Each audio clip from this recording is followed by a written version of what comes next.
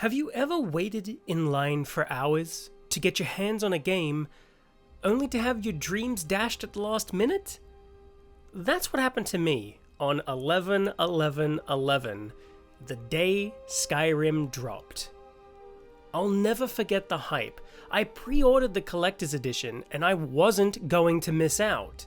I went into town, into an EB Games. The line was crazy. Everybody was talking and excited. I waited in line for what felt like hours. There was a slight argument in the store at one point, which kind of made everybody go quiet, but aside from that, everybody seemed happy.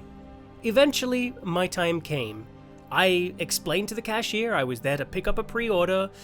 However, something was wrong. It would turn out that argument we'd all heard earlier was a customer who kicked up some sort of a fuss and they sold him my collector's edition to appease him. I've never forgotten that, and most likely I never will. Still, I had a basic copy of Skyrim, I had a 2-liter bottle of Shasta, and my All Rush mixtape. It was time to rock. Anyway, jokes aside, this is the final game in my Elder Scrolls mainline series. So far, I've learned a lot about these games and my feelings on them.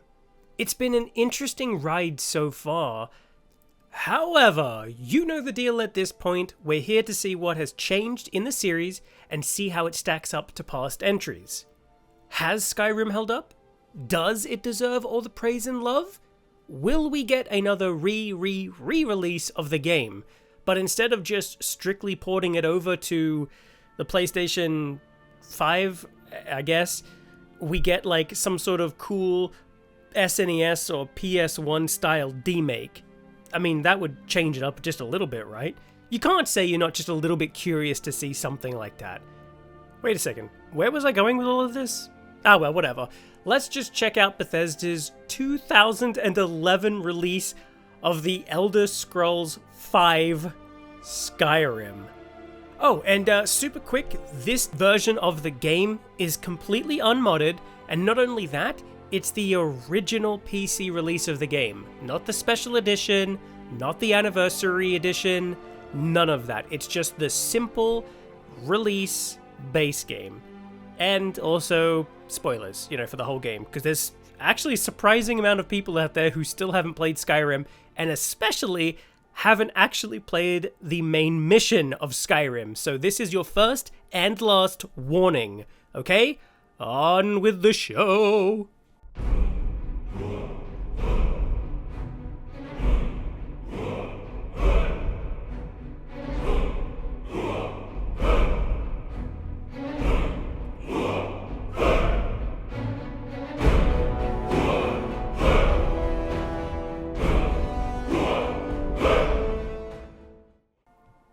Our luck appears to have run out. We were caught trying to cross the border. One moment we were walking along, and the next we found ourselves smack dab in the middle of an Imperial ambush. It seems they were lying in wait for a group of Stormcloak soldiers. Normally, the Imperials wouldn't go to such extremes or have such a large army ready and waiting, but this was planned. They were after the leader of the Stormcloaks, Ulfric Stormcloak. They got him all right. Now, normally he would get some sort of trial, something more public, but no, not this time. The wagon we find ourselves on is going to take us to one thing, and one thing only: the Executioner's Axe. I created Lycan the Fifth, a high elf who was hell-bent on tracking down the person responsible for removing his bloodline's ability to be completely immune to paralysis, and bringing them to justice. Sadly, none of that matters right now, as we're about to have our head chopped off, until suddenly, out of nowhere, a giant sponsorship from Raid Shadow... No, I'm just kidding. I'm kidding, there's no sponsorship. It was actually just a big black dragon swooping down and beginning to somehow rain down fire upon the entire fort. We make a break for it in the chaos, we jump across rooftops and avoid dragons' fire breath. Eventually, we team up with Ralof, a Nord Stormcloak who was watching us sleep on the cart ride to the fort. I figured if I could trust anybody, it would be somebody who watches me sleep. So, with Ralof's help, we pressed forward and deeper into the fort we took cover in. Eventually, we would find a way out through the cave with a sleeping bear and... Oh dear sweet Talos! It's giant bloody spiders! And that was as far as I got into Skyrim. I made sure to not only crash the game and uninstall it, but also rub powerful magnets on my hard drive and then set the whole computer on fire. I'm just kidding, I didn't set it on fire. I dropped it into an active volcano. Anyway, after killing the bloody giant spiders... Bloody spiders? Ralof and I made it out of the cave just in time to see the dragon flying away. We are now free to roam the world. Well, I say world, but I of course mean just the, province of Skyrim. Ralof lets us know that we should most likely go our separate ways from here on out, and then immediately takes it back and wants us to follow him. So, we make our way to the small town of Riverwood. Ralof and I meet up with his sister, Gerda, who owns and works at the Riverwood sawmill with her husband, Hod. Ralof fills her in on what happened in Helgen and the dragon attack we escaped. Gerda almost can't believe what she's hearing. After all, everybody believes that all the dragons were long since dead. After hearing everything Ralof had to say, Gerda pulls us aside and asks us to let the Jarl of Whiterun, a city close by, know of the dragon's return, and also to send aid to Riverwood, because if a dragon attacks, they'd be defenseless. So, we make our way to the city of Whiterun. The journey from Riverwood to Whiterun is rather pleasant. We can begin to see the beauty of this land, wide open wilderness, waterfalls, and even some of the wildlife and drug dealers. Skyrim truly is a breathtaking place. Oh well, I've never seen such... Wait a moment. No. There's no way. Oh god, it's a nun route. It followed me. Well, there's only one thing to do about this. There. Much better. Now I'm safe. Me and the rest of Skyrim. I truly am the hero of Skyrim. Where was I? Oh yeah, I had finally made it to Whiterun. The city was impressive, but looking around, I could tell it was once even bigger and far more impressive. In fact, looking at the crumbled walls outside, I felt somewhat sad. It's almost like the city itself was slowly crumbling away and fading as the years progressed. Either way, I wasn't here to sightsee, but to bring word to the Jarl. So, I ascended the stairs and gazed upon the Hall of Dragon's Reach, home of the Jarl. I spoke with Jarl Balin Balgruff, telling him of Riverwood's request, and the return of the dragons. He thanks me for my help and promises to send aid to Riverwood. However, now he asks me to help his court wizard, Farengar. Farengar wants a certain stone tablet located in a place called Bleak Falls Barrow. Only I already went there and got the thing he wanted. Before I had left Riverwood, I stopped in at the local shop known as the Riverwood Trader. There, I met the owner and his sister, who apparently had a recent break-in. The thieves only took one object, a golden claw. They asked me for my help in returning it, so I agreed. I marched up to Bleak Falls Barrow, killed the thieves and the giant bloody spiders. Bloody spiders. got the claw back, and even fought an ancient evil. It was then I picked up the stone tablet. Either way, Farengar was impressed, and in the middle of heaping praise upon me, Ilareth, the Jarl's housecarl, rudely interrupted us, telling us that a dragon was spotted nearby. This was serious news, and the Jarl sent Ilareth, myself, and a small detachment of guards to hopefully fight and kill this dragon.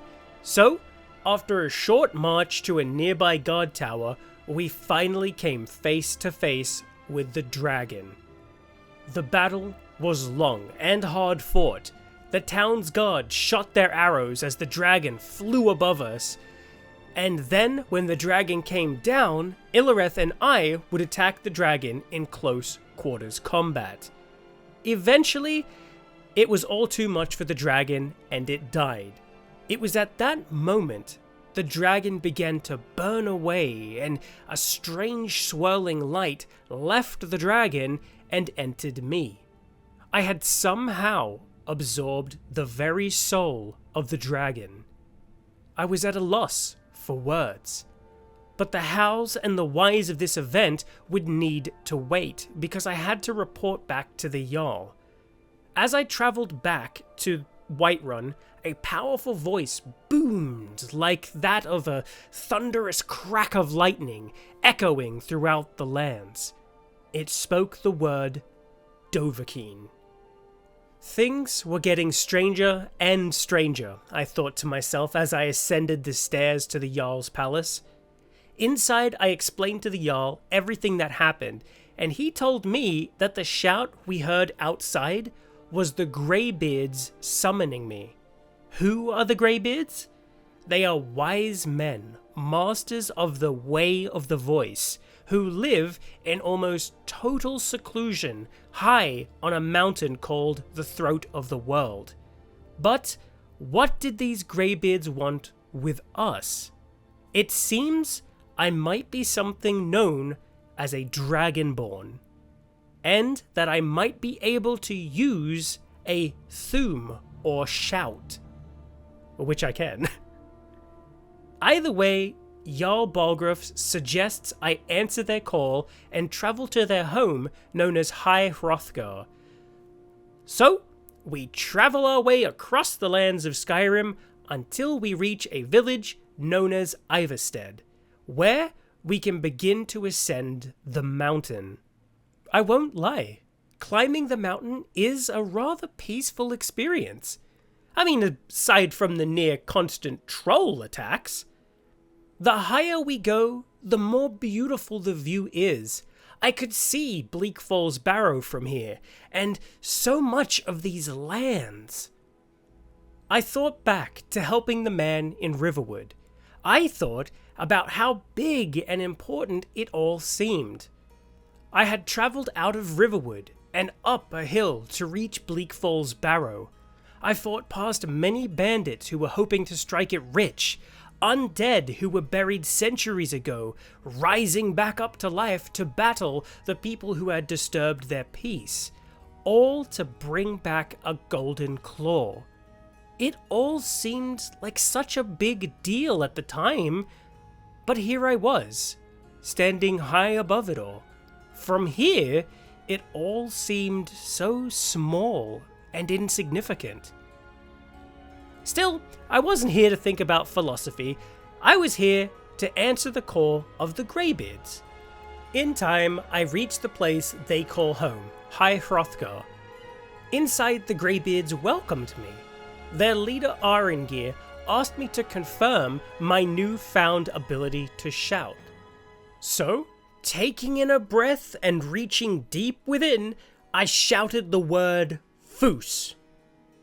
The force of my shout almost knocked poor Aringir down, but it confirmed his suspicions. I was indeed Dragonborn.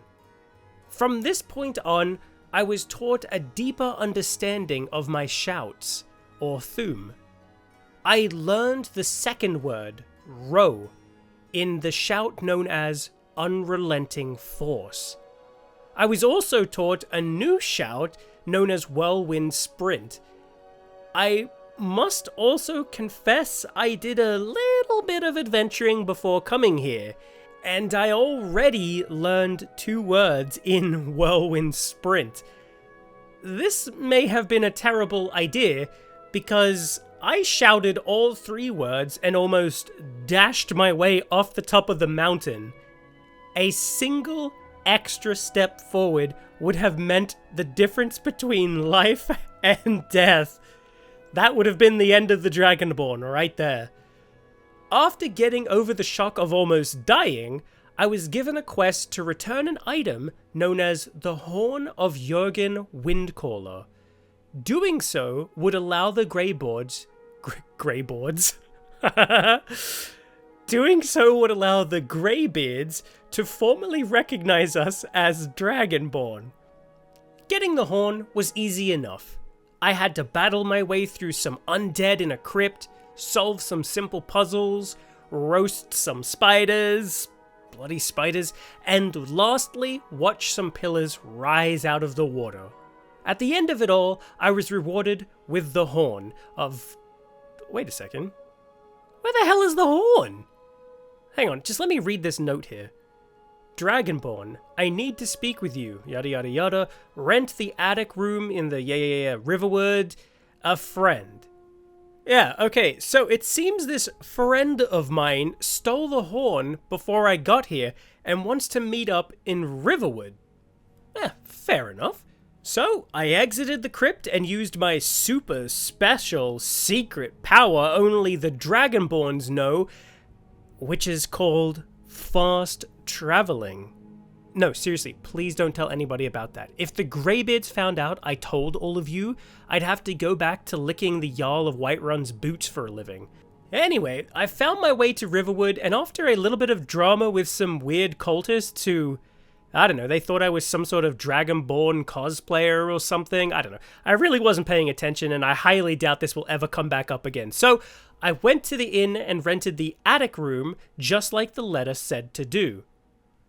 When I went to sleep in my bed, I was rudely awoken by Delphine, the owner of the inn, who handed me the horn and told me we needed to talk. At first, I was confused. How did she have the horn? How did she know I even needed the horn? The numbers weren't adding up, and then it hit me like an arrow to the knee. The person who had left the note must have visited the inn and got really drunk while waiting for me, and in some sort of stupor dropped the horn on the ground while leaving the inn to go pee in the lake, but they misstepped and fell in the river and got washed away. Delphine must have given me this horn because the thief and I looked identical because we were actually secret long-lost twin brothers. And so, naturally, she confused the two of us. It all made perfect sense. When I explained this to Delphine, she was speechless, as I knew she would be. Once out of the shock of my amazing deduction skills, she called me dumb and went on to explain that it was actually her who left the note for me. I personally don't think that made any sense whatsoever, but let's just move on. She goes on to explain that she knows we are Dragonborn. She knew that the Greybeards would send us to go get the horn. She's been looking for us for a long time, but first needs us to actually prove our legitimacy. Delphine has a theory. Her theory is that the dragons aren't actually returning to the world, but instead coming back to life.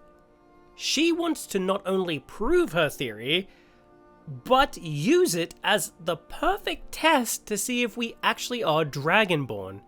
As a Dragonborn, we should have the ability to kill dragons and take their soul.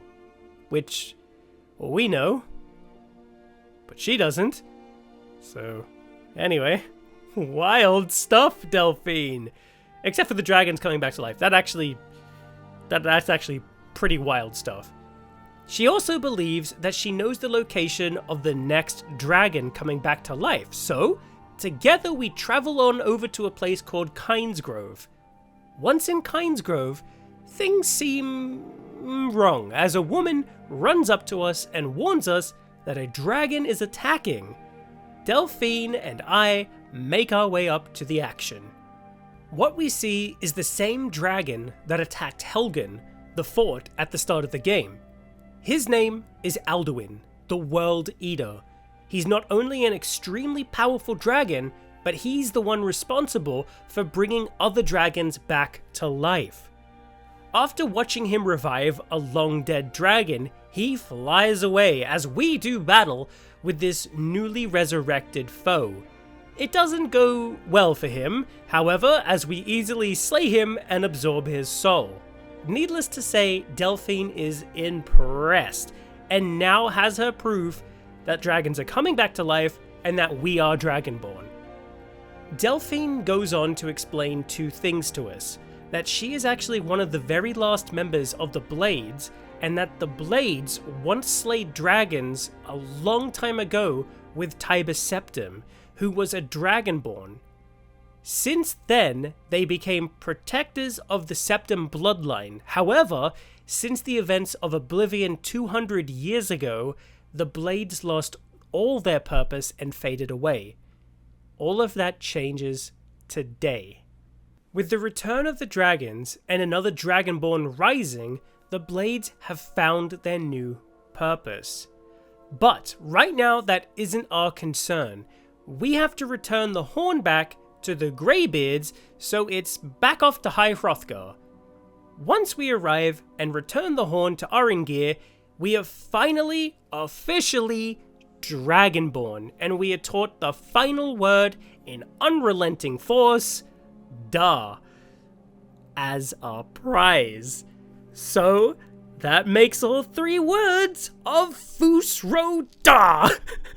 I've been waiting so long to say that. Oh, anyway, we are now free to return back to Delphine, who wants us to break into a Thalmor embassy to find out what they know about the return of the dragons. Who is the Thalmor? Well, that's a complex story. Let's just say, for the sake of this story, that they are a high elf political group in the world right now that sort of came into power after the events of Oblivion. They are in Skyrim right now trying to enforce the new laws. They want to unite all of Tamriel under their laws. That is vastly oversimplifying things, but I think if I had to break it down, we'd be here for a while. So again, let's just say for the sake of the story, they're a bad group of people. Either way, like I said earlier, we need to break in to their embassy and learn what they know about the dragons. To do this, Delphine wants us to sneak into a party they're having with a fake invitation and some fancy clothes. Thankfully, to help us, we have an inside man, Malborn, who will help us accomplish what we need to do. So, we get dressed up, take our invite, and hop on the back of a wagon. Soon, the ride is over, and we find ourselves inside the party. We speak with the host Elowin, who grants us and makes some small talk with us. Thankfully, Malborn is able to get her off our backs before she starts suspecting anything. Once we're free to roam around the party, Malborn tells us that we need to make a distraction if we're to slip away unnoticed and begin our search for clues. So, I give a drunk some booze, and he gets everybody's attention as Malborn and I sneak off. I do some digging around and find a man who the Thalmor have been torturing for information. I rescue him, and he tells us that the Thalmor have been looking for somebody named Esbern, and he's in the sewers of Riften. We also learn that the Thalmor don't know anything about the dragons or their return. As we're about to make our escape, the Thalmor burst into the room after learning what's going on. I mean, it's pretty hard to not know what's going on. I wasn't even remotely stealthful. But anyways, once they learn what's going on, they tell me they're going to kill Malborn if I don't surrender. I weigh my choices for a moment before charging headfirst into battle to rescue Malborn. Then the prisoner, Malborn, and myself all escape using a secret exit.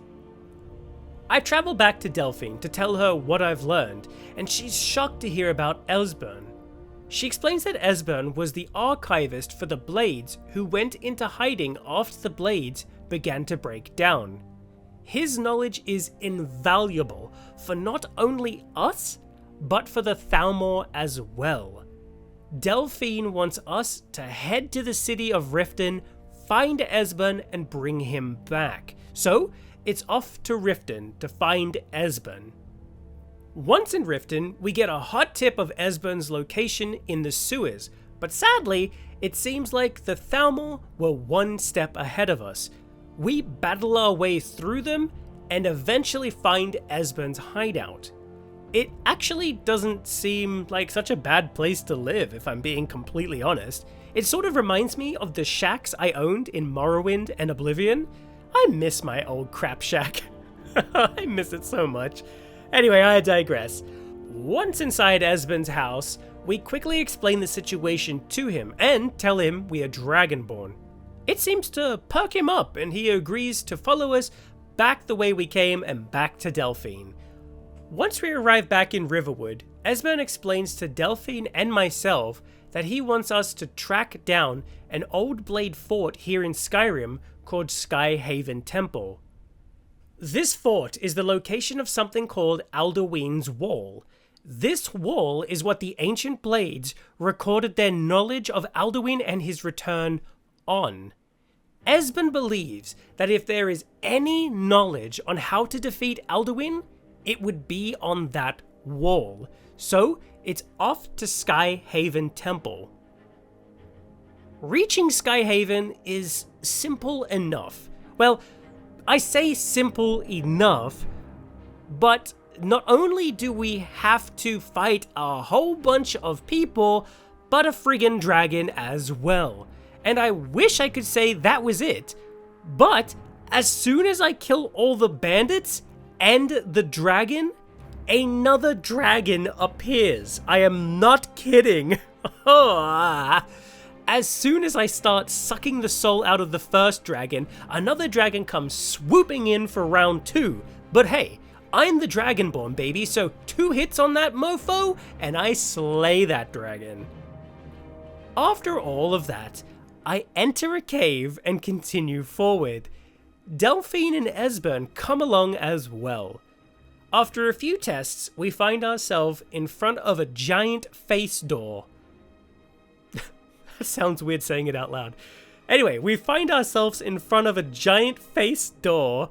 The only way for us to open it is to use some of my blood. So, I cut my hand and the door begins to open. As soon as we pass through, we find ourselves inside Skyhaven Temple. And I must admit, it is rather amazing. It's honestly kind of beautiful. And sure enough, we find Alduin's Wall. Esbern deciphers what the wall's meaning is, and it seems somehow the ancient blades used some sort of special shout. However, the wall doesn't say what that shout is. It seems we need to return to the Greybeards and ask them if they know anything about this special shout. We also begin to learn that Delphine doesn't really like the Greybeards. Like, at all. Ah well, who cares? Because right now, the only thing we care about is that special shout. So, it's off to the Greybeards. When we return to Aurengir, he explains that the shout is called Dragon Rend, and that neither he or the other Greybeards know what that shout is. And not only that, but the chances are that the only people who did know the words to that shout were the very people who created it long, long ago. It seems all hope is lost, but Aurengir tells me that I should speak with their leader, Parthenax, who lives on the very top of the mountain. So, I'm taught a shout that will let me actually change the weather so that I may pass the blizzards and reach the very top of the mountain. The trip to the top is rather eventful. I shout at the blizzards and at the same time kill a goat for some reason. I fight some frost trolls with fire, and even send a goat flying off the side of the mountain with a fus rodin. However, good times don't last, because right at that moment, crash. This time when I reloaded, I wasn't a monster all the goats fear, and I made my way to the top of the mountain, where I met with the leader of the Greybeards, Paarthurnax the dragon. Dun dun dun! That's right, the leader of the Greybeards is a dragon. A nice dragon, like Spyro the dragon. Paarthurnax is actually pretty easygoing and loves to talk about some heavy philosophical topics.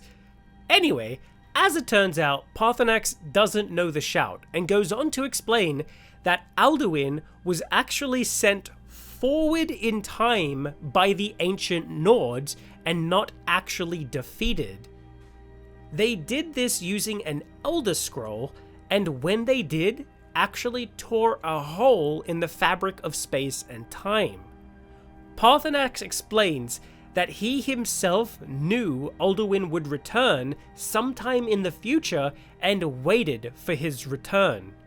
He adds that the only way to learn the shout that crippled Alduin was to read the same Elder Scroll and peer into the past and actually hear it spoken by the people who used it.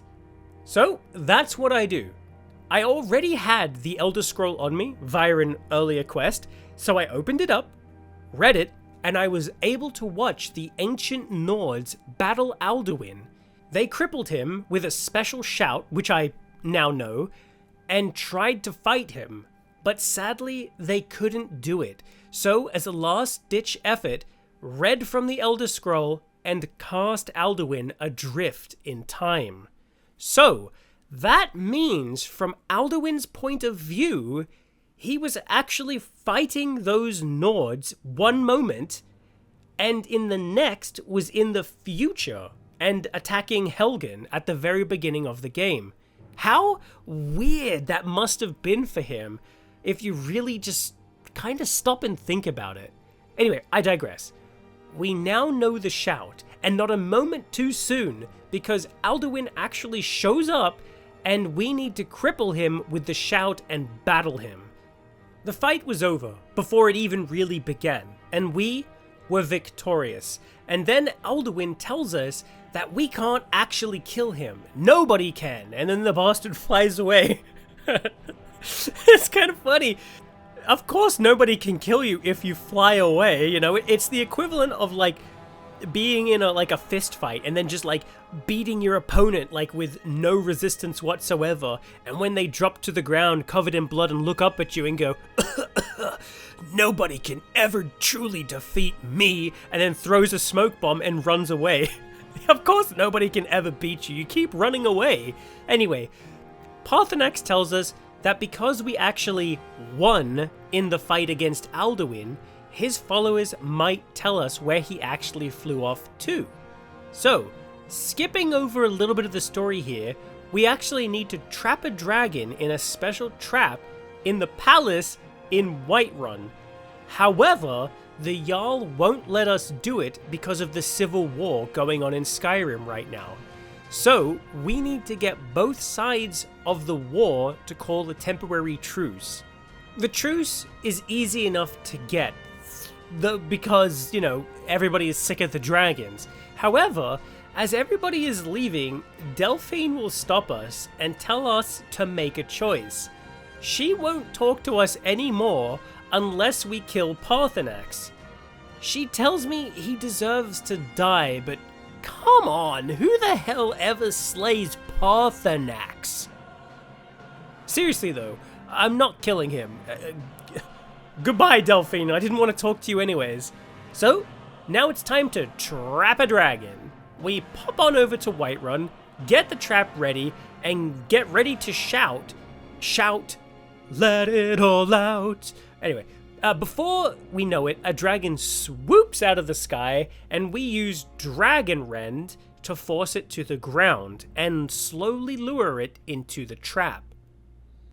Now trapped, the dragon tells us that Alduin has actually gone to Sovngarde, the Nord afterlife, to devour souls there and regain his strength. And not only that, but offers to take us to Skuldafn, a place where we can get access to Sovngarde.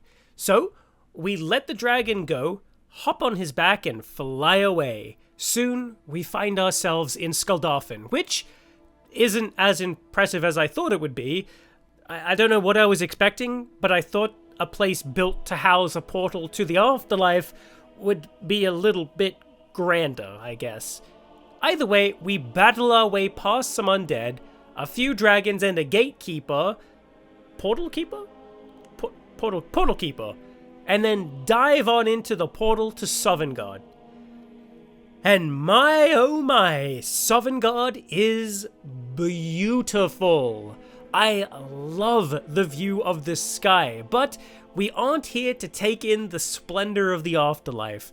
We must clear a path through the mist. It seems like Alduin has created this mist to confuse the poor lost souls in Sovngarde. Then he stalks around eating them. So we shout our way through the mist. I know in the context of this game that made perfect sense, but for a moment I want you just to picture yourself home late one night, snuggled up in front of the TV. You're watching the latest episode of, I don't know, Stargate or whatever, and then you hear something. It's faint at first, but you soon find yourself just muting the TV to confirm what you're hearing, and then you go to the front of your house, open the window, and you watch this man just screaming at the top of his lungs, walking through some thick fog in front of your house and just down the street. That is both equal parts funny and terrifying at the same time. But in Skyrim, that makes perfect sense. Anyway, we continue shouting our way through the mist to reach Shaw's Hall, a place where the souls of the dead can forever drink and fight and tell tales of battle. But to reach it, we must first fight a man who's blocking the bridge. So we battle him, prove our strength, and cross the whalebone bridge to Shaw's Hall. Once inside, we find the three heroes who we watched years ago battling Alduin, thanks to the Elder Scroll. So, with our combined might, we walk outside, shout the mist away, and do battle with Alduin for the final time. The fight was tough, but Alduin didn't stand a chance against us all. His soul explodes and Sovngarde is free. We return to the land of the living and watch all the dragons, including Paarthurnax, both mourn and praise Alduin at the same time. It's actually a very touching moment. While to us, Alduin was a monster, to them, he wasn't. Sure, he did bad things, but he was still their leader and a symbol. And you know what? I liked this moment. And with that, Skyrim is saved. Well, I mean, I say saved, but what I mean to say is saved from Alduin. There's a lot of other crap going on in Skyrim, but whatever, that's another story. Let's just say that the main story is done and move on. The end. Huh. Well, shit, now I kind of feel like the dragons at the end of the game. I feel happy, but sad at the same time. Okay, let me just rip this band-aid off for those who want the simple yes or no answer. Did I like the story? Yeah, there you go. Now, let's go deeper into it, because that yes isn't as rock solid as you might think. Let me start by saying, when I played Skyrim for the first time back in 2011, the story had me hooked. That's because I hadn't played another Elder Scrolls game since Oblivion in 2006. But here I am in 2023, and I feel a little different. To be clear here, I'm only talking about the main story alone. nothing else. Look, I'll be honest, my thoughts on Skyrim are... they're complex. I do like the story. I really do. But some key moments have no impact whatsoever. It starts strong and on a high note. You're about to have your head cut off, and then a dragon swoops in and tears things apart. Everything is chaos, but everything begins to simmer down after that. Yeah, you fight dragons, and yes, you learn to shout the Fus Rodar and all of that, but I was waiting for more story. I wanted something deeper. And you know what? It's actually there. It's the Civil War stuff.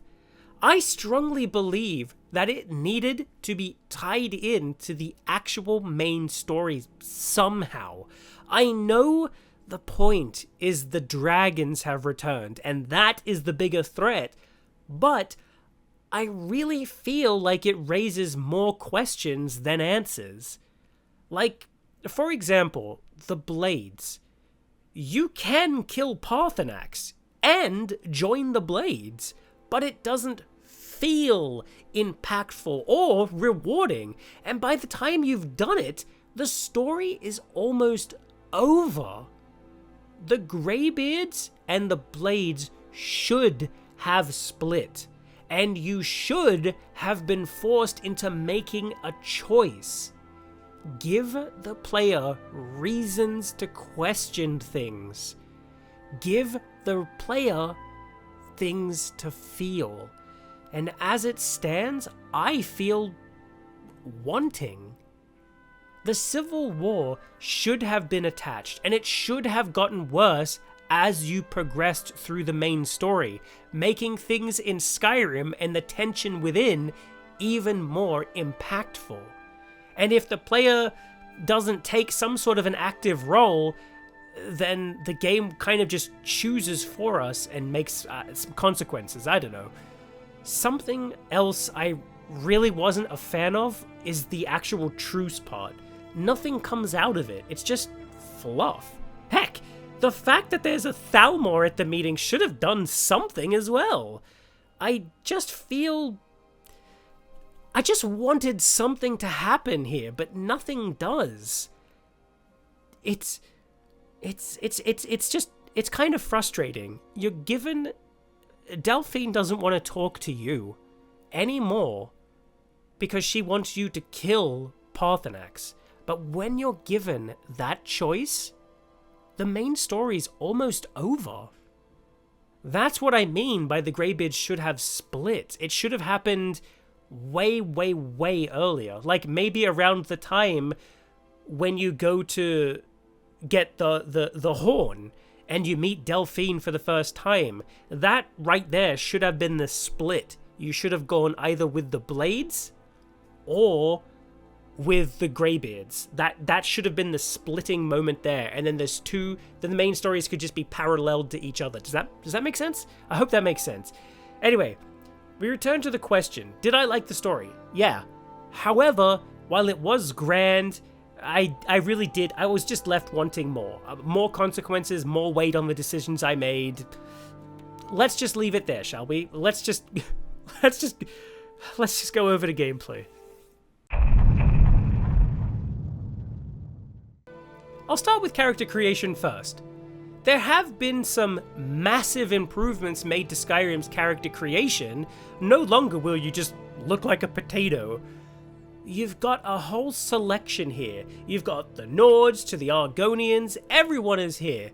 You can change your weight, skin tone, add dirt to your face, choose scars, get some tattoos, and I don't know, make your ears bigger or smaller, you know. There's lots of choices and the cosmetic changes are great. But that's about where my own personal praise kinda ends. I never in my life thought I was ever going to say this, but I have to.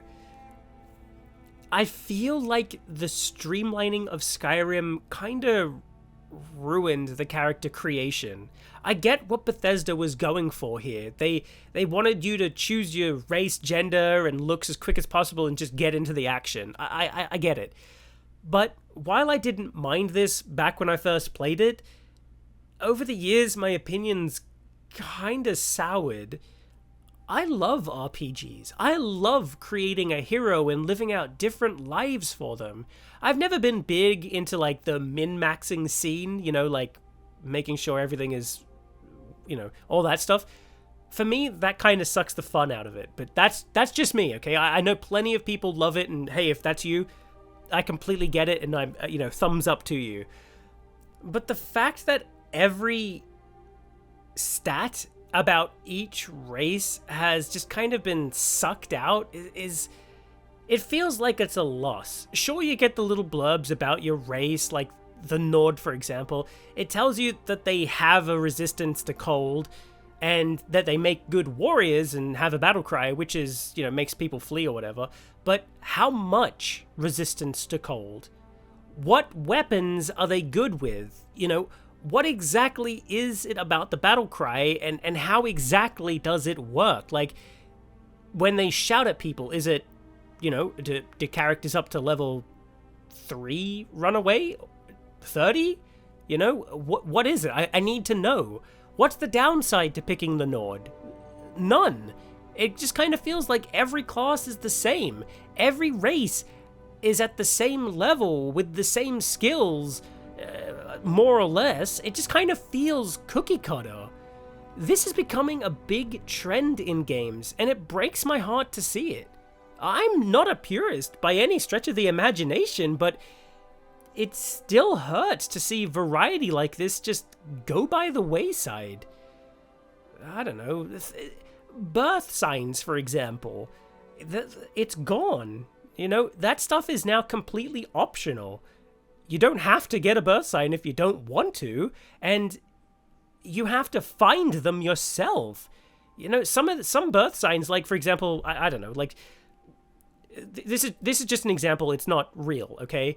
Like, let's just say something like, I don't know, the thief, okay? Let's just say the thief, the one that ups your stealth skill. That stone could be literally halfway across Skyrim, hidden on top of a mountain in the snowiest area. Does that make sense? That's not useful to me. If I want to start the game with the stats of a thief and need that thief stone to help me, I don't have access to that friggin' stone. That stone is miles away, and I won't get to it anytime soon. So what the heck is the point of it? To me, that, again, it makes just everything kind of feel like I don't know, basic, cookie cutter, it just...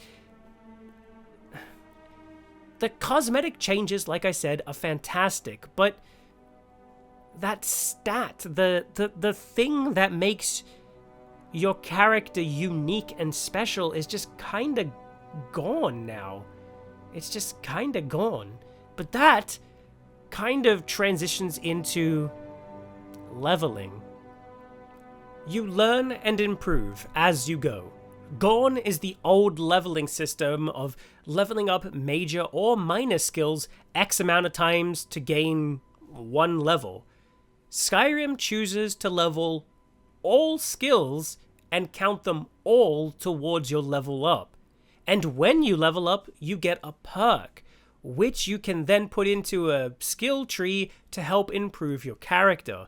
It sort of combines Arena's experience leveling system with the rest of the Elder Scrolls, and now we have a sort of hybrid system. I don't mind this change. It does kind of allow more freedom in characters, but again, that kind of adds to that feeling of every character is almost the same. I'm also kind of unsure how I feel about the removal of a ton of attributes. In Skyrim, all you can pick from when you level up is health, magicka, and stamina. Some of the old attributes have been worked into the perks, like, I don't know, speed or luck or whatever, but I miss just being able to pick, increase my speed, increase my luck, or increase my strength, by 1 point or 5. I miss that. Again, some of these have been reworked into the skill tree or whatever, but where it is, I don't know. Do you know how to increase your level? Do you know what perk that is, just off the top of your head? Like, looking at this whole system, do you know what increases luck? Or if you can increase luck, do you know what could increase speed? Or what perk that lies under? Or what branch that lies under? Where is strength? Is strength now worked into one-handed weapon perks? Is that how that works now? I know I'm dumb, but if it's not clear to me what does what, or where I can improve these things, it almost feels like games now started removing the manuals from the games and started giving you that information in the games as a tutorial. But then at some point along the line, we said, nah, screw the tutorial, get that out of here. Let's go have people go to a wiki and look that stuff up. For me, that's a huge no-no. I don't want to have to play a game and go, oh, where's the... How do I walk faster? And then go to a wiki and find out that speed is hidden in, I don't know, stealth somewhere. Does that make sense? That's annoying. That's so annoying to me. That is so annoying. If I want to know something, I miss just picking up the manual and looking through it. But, sorry, I'm going off on a tangent here. I'm sorry. I didn't come away from Skyrim's character creation or its leveling feeling like I fully understood what true effect my perks had on my character. I want to see the numbers, even if it's hidden behind just a button press or a toggle on or off in the menu. For the most part, I do enjoy the new leveling system, but that doesn't mean it's totally without flaws. It has flaws, it really does, but far too much has been removed. Like the hand-to-hand, for example, or a bunch of spells, or even those extra stats, like the extra attributes. Look, again, I'm sure they're hidden somewhere in there, but for me, the fact that I can't see them, or it's not truly explained what it is, seriously bugs me. To me, yeah, Skyrim took a step in the right direction, but it also, it kind of stepped way too far or in something. I hope that made sense. I really do. Holy crap. Anyway, let's talk about something 100% positive, shall we? The music. There hasn't been a single game in this franchise whose soundtrack I hated or even disliked. Skyrim is no exception. It, without a doubt, adds beauty and elevates any moment, from combat to walking around picking herbs and spices or ripping the wings off butterflies. You'll always be able to enjoy the music playing in the background. One of my favorite songs is Awake. Here it is.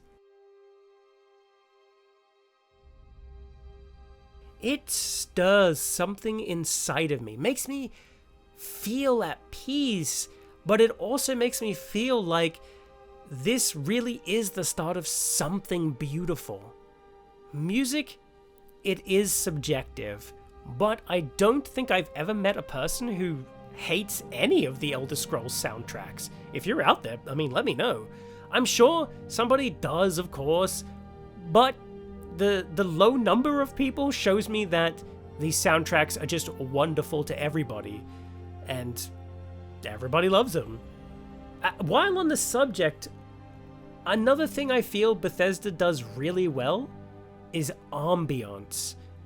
Little things here and there that make the moment feel real, be it wood creaking in a forest or a water droplet in a cave that echoes just a little bit when it hits the ground. Bethesda knows how to make all that stuff work really, really well. I don't have anything negative to say about the music or the ambiance. I don't think I've ever had anything ever negative to say about the Elder Scrolls music or the ambiance. I don't think I ever will. They nail that. If you're ever feeling down, I urge you, just go and listen to any theme song from any of these games.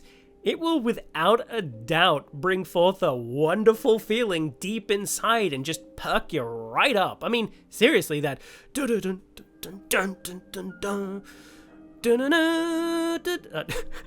dun. Sorry, I made everybody's ears bleed there. You get what I'm saying, right? The Skyrim theme song is just, it's just good. You know what I mean? Like the trailer, that Fusro da dun dun dun dun dun dun dun. I don't know. To me, that always perks me up. So anyway, another thing I wanted to talk about is followers that can join you on your adventure. There is a surprising amount to choose from here in Skyrim. Normally, I never bring followers along on my adventures. I always kind of feel like they tend to get in my way more than anything. About the only person I ever really do bring with me is like Lydia or Uthgard.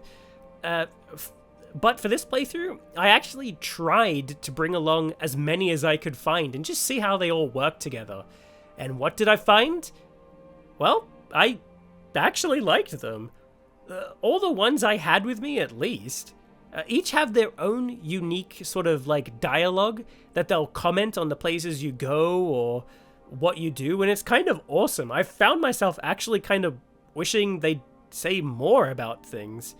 It can, however, get a little annoying because they have this habit of repeating the same line over and over and over again when you're in the same place. Like, for example, going into a cave, they might say something like, "Bandits like to hide in places like this. You better be careful." And then they'll just repeat that 5 times as you explore that same cave. I think once in the cave would have been perfectly fine, but whatever. Another thing I liked was giving them weapons and armor to equip. This does come at a slight downside though, as they have this nasty habit of using weapons or armor you don't want them using.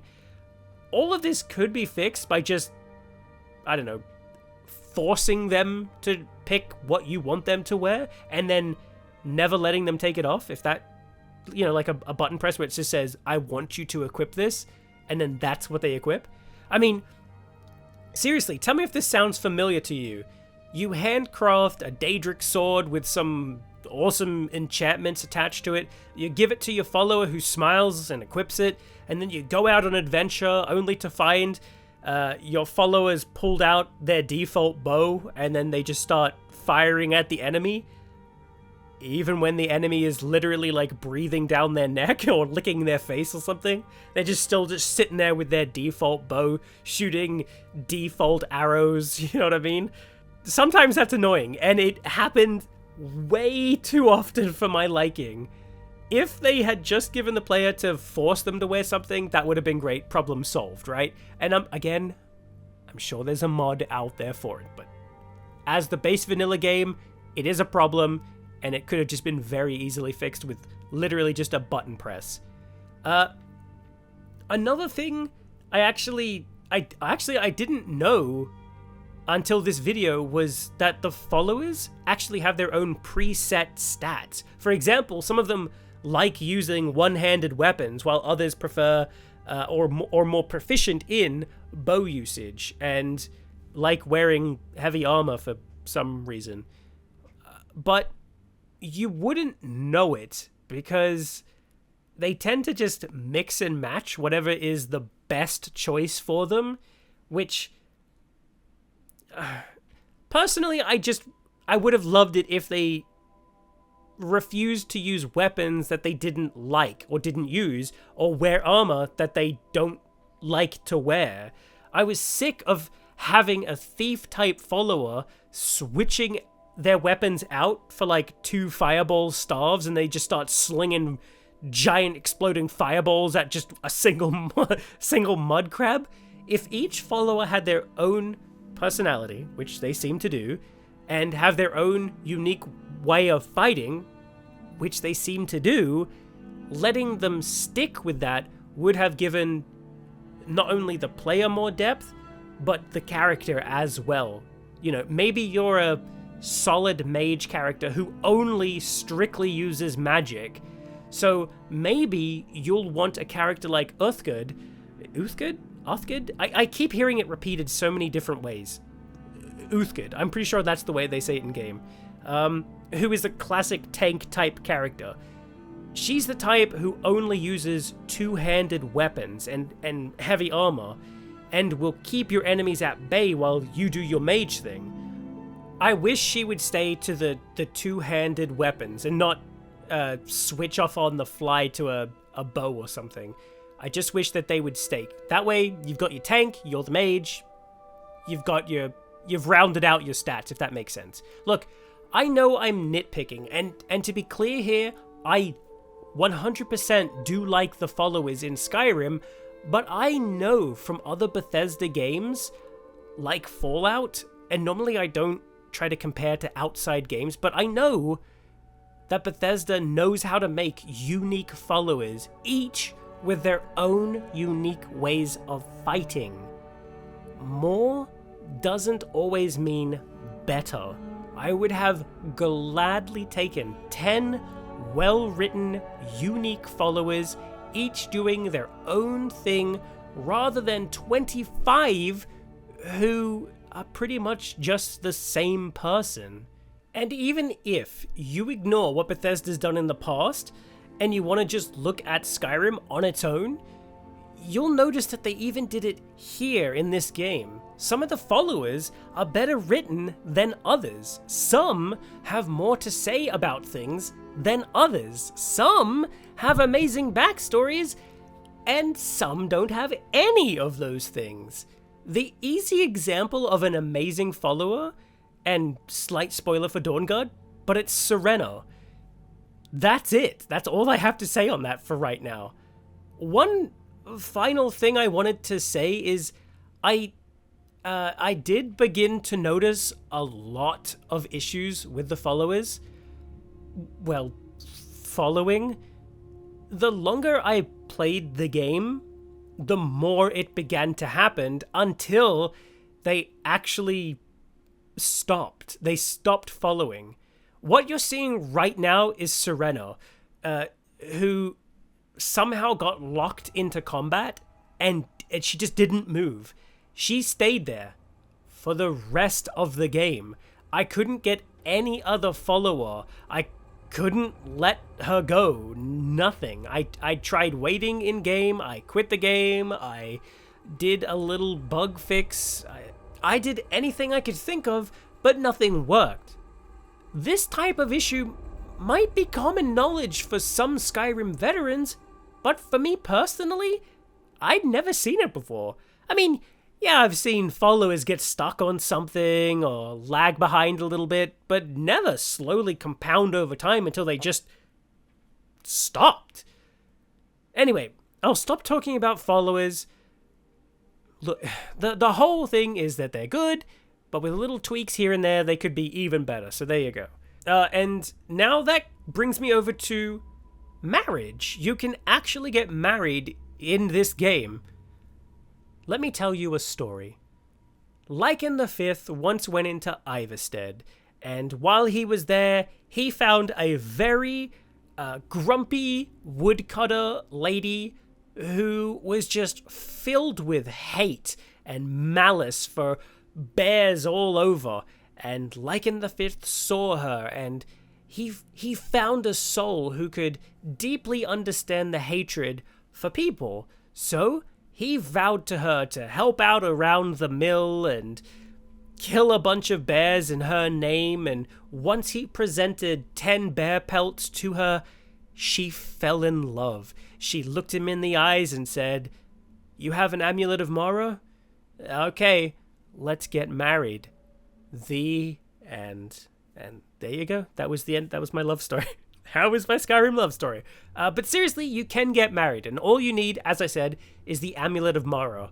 You get this item for completing just a quest, and sometimes, for the person you're trying to court, you need to complete a personal quest for them if you want to get married. The marriage or even relationship in Skyrim it's not deep. In fact, nothing really happens. They'll come to live with you, and you'll have some special dialogue, and your partner will even run a shop. But that's about it. I do wish there was a little bit more there, because I personally enjoy making friendships and with video game characters and learning more about them and possibly pursuing a romantic relationship. They explain this all the way with life in Skyrim is short, but I kind of wish there was a little bit more. Maybe like a gift-giving system or something. That might just be me, though. That might just be me, but I like it. I like a little bit more complexity in relationships and video games. While on topic of that, let's talk about the houses and children. So on top of getting married, you can also adopt children, which was added in the Hearthfire expansion. This is actually kind of nice. There isn't much to do here, but it is kind of nice. Sometimes your kids will comment on things or get a pet. It's all just wholesome fun. The only way to adopt children is to find them in the world, or by going to the orphanage in Riften and picking one there. You know, just through a catalog, you browse through it and you go, oh, that's Timothy here, he is pretty good. He's got I don't know, he likes eating bugs and picking his nose. Some of his dislikes include the smell of Riften. That seems like a good choice. I'll pick Timothy here. It also seems he's some sort of werewolf as well. I'm sure that'll be fine. Don't worry about that. We'll just lock him up in the basement during every full moon. I'm sure it'll be fine. Anyway, on top of just picking a child out of a catalog, you'll need to have a house with a bedroom attachment. And once you have that, that's about it. You don't really need to take care of them or feed them or walk them or, I don't know, change their diapers or whatever. They're pretty self-sufficient. So, with that out of the way, the houses, they're also in the game. The base game did have some pretty neat places you could have, but Hearthfire, the expansion, allows you to build 3 new homes from scratch. I personally really love Lakeview Manor. Anytime I have played Skyrim in the past, I almost always go for Lakeview Manor. I do like the house in Whiterun as well. I don't know why, I just like really small houses. Don't ask me why, I just do. The big downside to owning a house, or at least building one, is for me, I got personally attacked by giants all the damn time. They'd just pop up whenever I went to my house via fast traveling or left my house. As soon as I walked out the door, there'd just be some giant out there like crushing my chickens and kicking my cow up into the stratosphere. I don't know. They just became like a huge pain in the butt. I didn't get it on camera, but one time, one of the giants actually killed my bard. You can get a bard in your house as well. So he killed my bard. I wasn't able to hire a new one or anything. Like, seriously, what happened is I went outside. Let me just paint the picture for you. I went outside. The bard was outside. There was a giant there. The bard was like, yeah, no problem. I could take him on with my fists. And then the giant just smacked him with his club. The bard went down. The ref did like a 10 count. But no, he was TKO. He was done. And then the body just stayed there. Forever. Rotting on the back porch. That's just all it did. Yeah, that was annoying. Something I personally wish for is a little bit of extra customization in the houses. With Hearthfire, you can build rooms and storage and so on and so forth. But if you want to place down a skull or on a shelf or a gem on a table, they kind of bug out. Sometimes they'll drop on the ground or be kicked around by somebody in your house. And before you say it, yes, I actually do know that there is a mod for this, but I'm not playing with mods for this, okay? I always feel like I have to reiterate that. It is annoying that you can place books on a shelf. You can actually just go up to a bookshelf and then add books, and they appear on the bookshelf. I do wish that there was a better way to do that with objects on tables and shelves. Like, shelves I can see working the same way, but I think a great way to really do that would be like, if you go up to like a shelf, for example, like a bookshelf or just a whatever, and then you know how there'd be like little grids, you know what I mean? Like, you could place on one grid, it could be, you could say, I want a gem here, this is the gem I want, and then it will be sucked out of your inventory, and there it will sit. And then you move over to the next grid on the shelf, and it says, I'd like a skull here, or a raw chicken leg, or whatever. Does that make sense? I hope that's making sense. Something like that could have really been better, because sometimes I come back to my house, and, I don't know, a sword I put in a case is, you know... Look, it gets annoying to fix that over and over and over again. I don't want to go in depth with the houses, even though I have. This isn't Animal Crossing. There are plenty of houses to pick from. You got 3 houses to build. There's something there for you. I'm sure you'll enjoy some house somewhere. That's it. Now I want to talk about Skyrim's main attraction, the dragons. Now, maybe it's me. Maybe it's the version of the game I'm playing.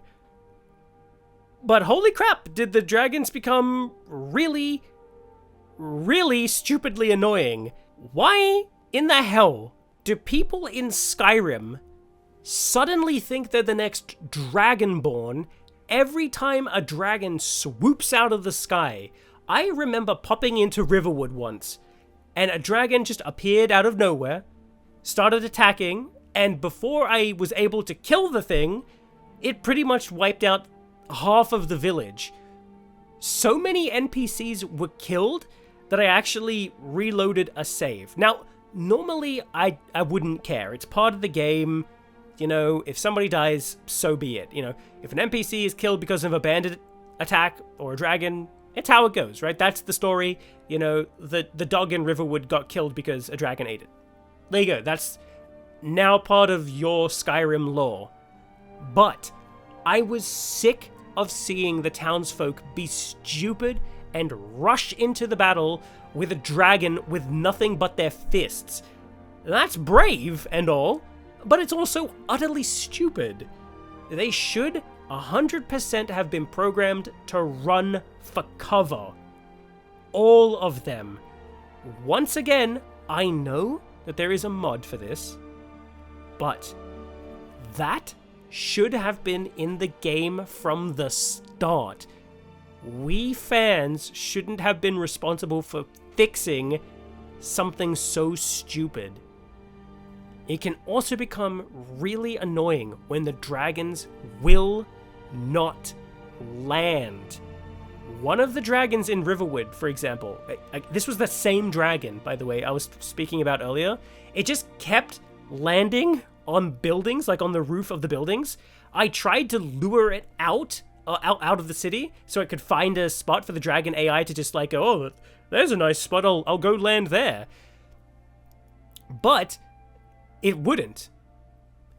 And I couldn't get its attention to leave because it was quite happily eating all the guards in Riverwood and all the NPCs as well. Even with Dragonrend, it refused to land on anything but buildings. Now, I hear some of you saying, just use magic, or a bow and arrow. And yeah. That's a perfectly good idea. If I was using any of those things, I built my character from the start of the game as a two-handed melee build. I only started using magic and bows after I got 100% in two-handed, and I only did it because I just wanted to see how high I could go in level before I finished the game. It was 65, by the way. The dragons aren't flawless. Sometimes the things act like stealth bombers. They just appear without warning. Sometimes you can already see them attacking a village in the very distance, and you've got no hope of getting there in time before it kills everything. They can be annoying, and will be annoying the longer you play. I personally can't think of any ways to fix some of the issues of the dragons being that annoying. Also, something kind of dumb I wanted to say is, for a land now being ravaged by dragon attacks, if you traveled around, you wouldn't really know it, aside from the dragons spawning in randomly and the ones just spawning in for you to fight. Aside from those, you wouldn't really know the dragons were really attacking Skyrim and being a big nuisance. What I mean to say is, you might encounter a farmer walking along the road saying, "A dragon burned down my farm," but you never really see that.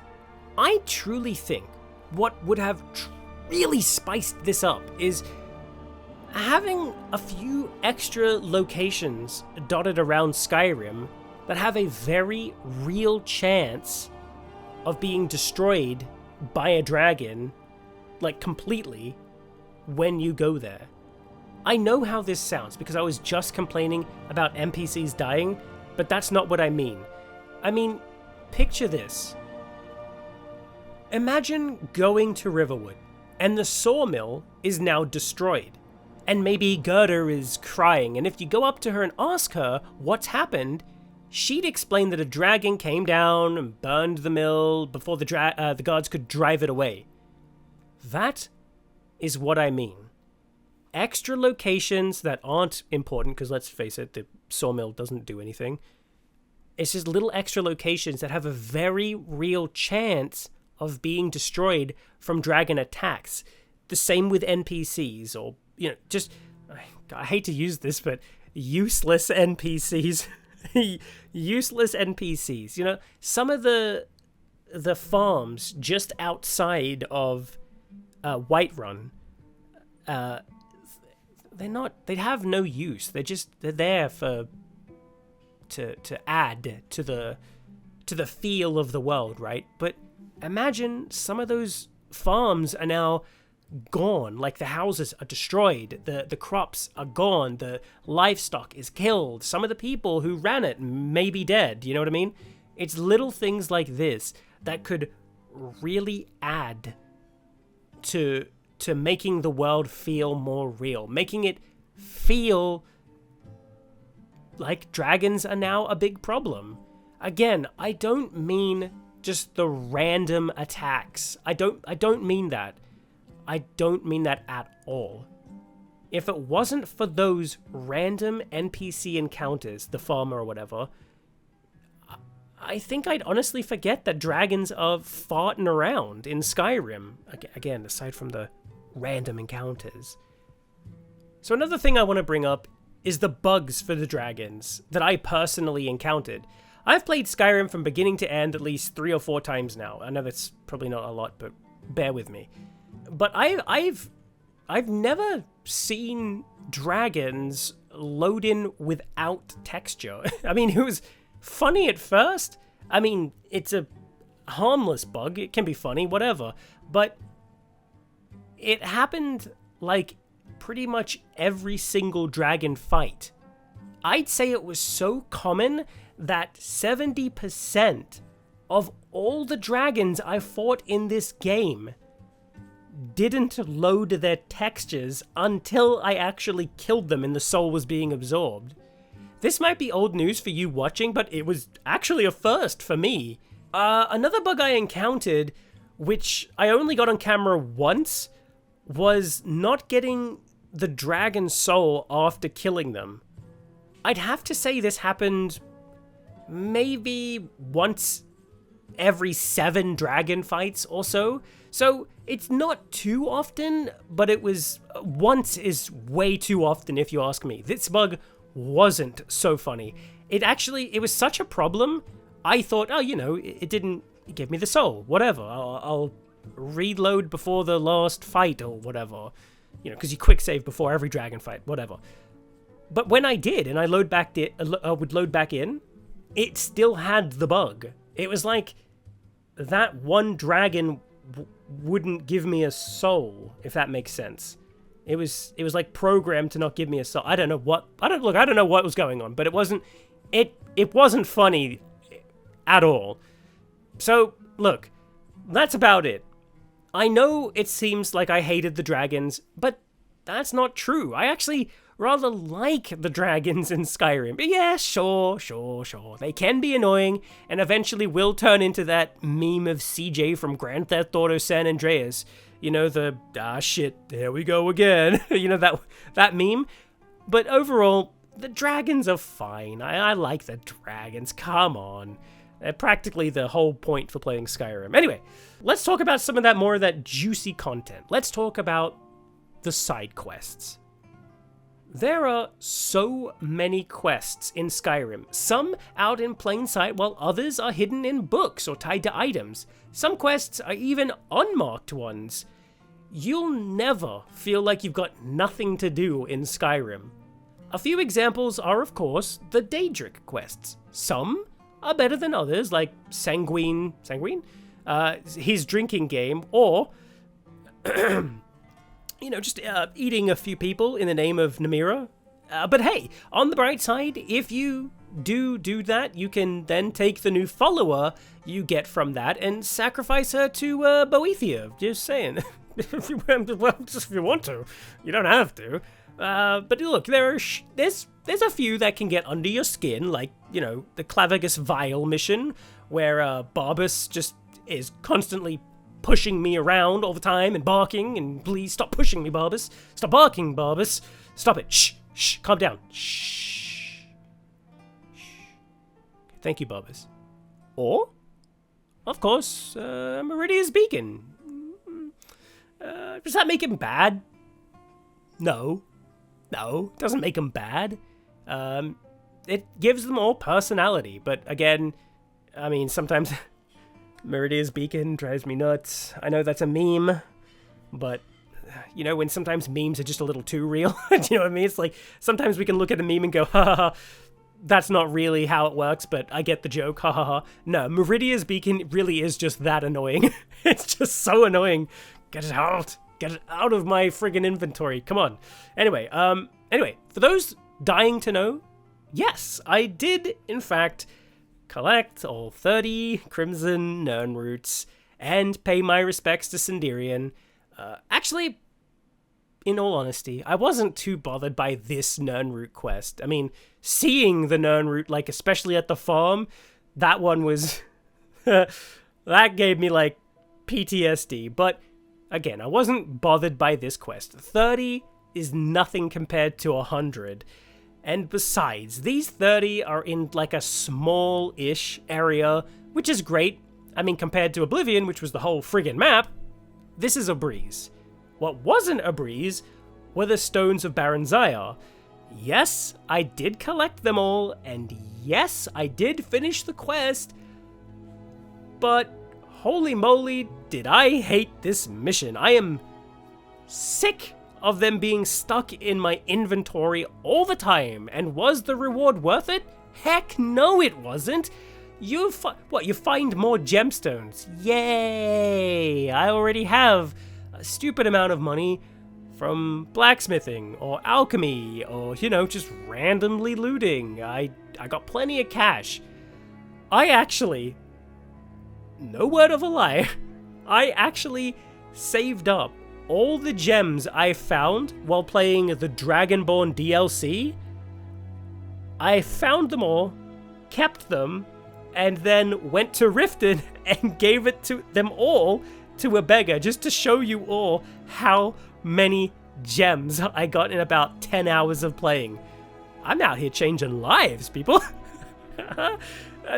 All these gems, that's probably enough to like reboot the economy of Riften or something. I have no idea. Anyway, what else? There's the fun little unmarked quest in which you collect cool masks from the dragon priests. I did this one, and well, yeah, the reward isn't all that cool. What is cool is the actual masks. I really love masks for some reason. Like, you know, like Majora's Mask, Revan's Mask from Star Wars, Die Hard Man's Mask from Death Stranding. I don't know, I just like masks for some reason. Anyway, the Mask's mask from the mask. Anyway, as I said at the start, there are plenty of quests here in Skyrim, some far more better than others, yeah, it's true, but you'll never be lacking for anything to do. So, while on the topic of quests, how about we talk about the guilds next?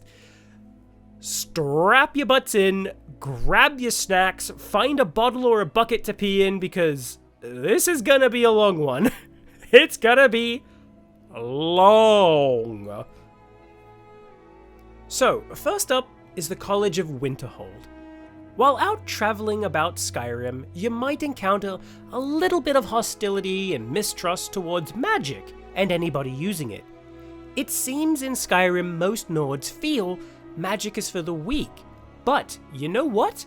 You don't care about that. I mean, yeah, you would rather bash your enemies' heads in with a giant hammer made of dragon bone, but there's just something so satisfying about watching the look of utter horror on your enemy's face when you summon a sexy fire girl from the depths of the hell. There's something fun about that.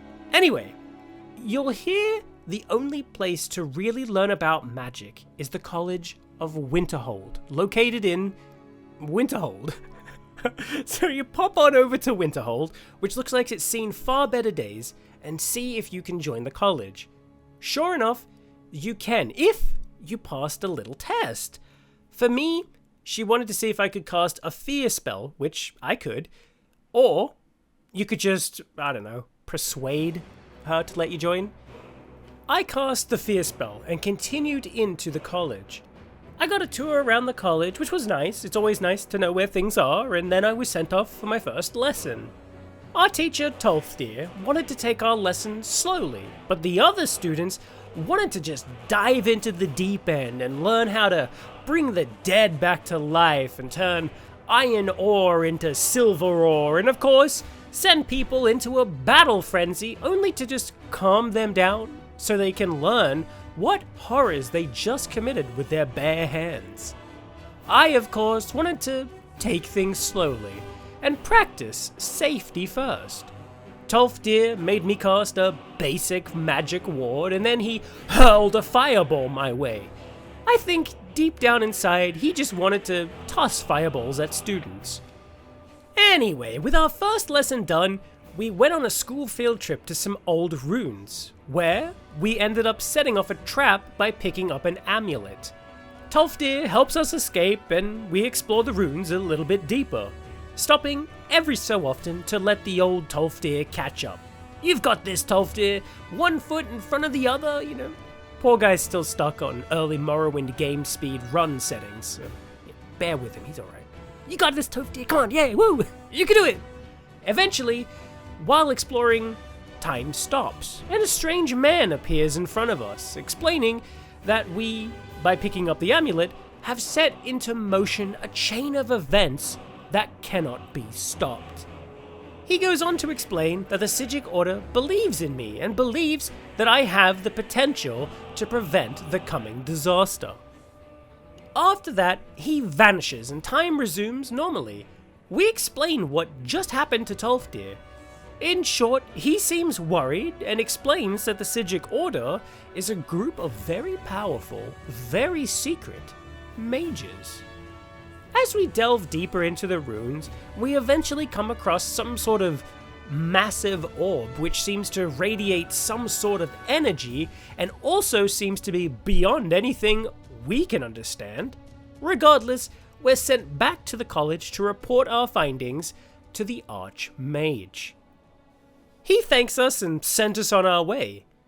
We continue down the halls where we're warned that a member of the Thalmor is looking for us. This Thalmor member is Uncano, a greasy-haired pompous ass who is an advisor to the Archmage. Nobody in the college likes him, and nobody trusts him, and nobody even knows really what he's really here to advise for. Anyway, Uncano will stop us and question us on what we found. We, of course, play dumb, but he sees right through us.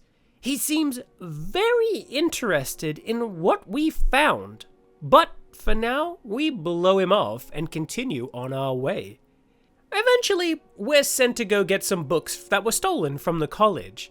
This was a very easy task because the lady who had the books now was more than willing to hand them over to us since I killed every one of her followers on the way to come and see her.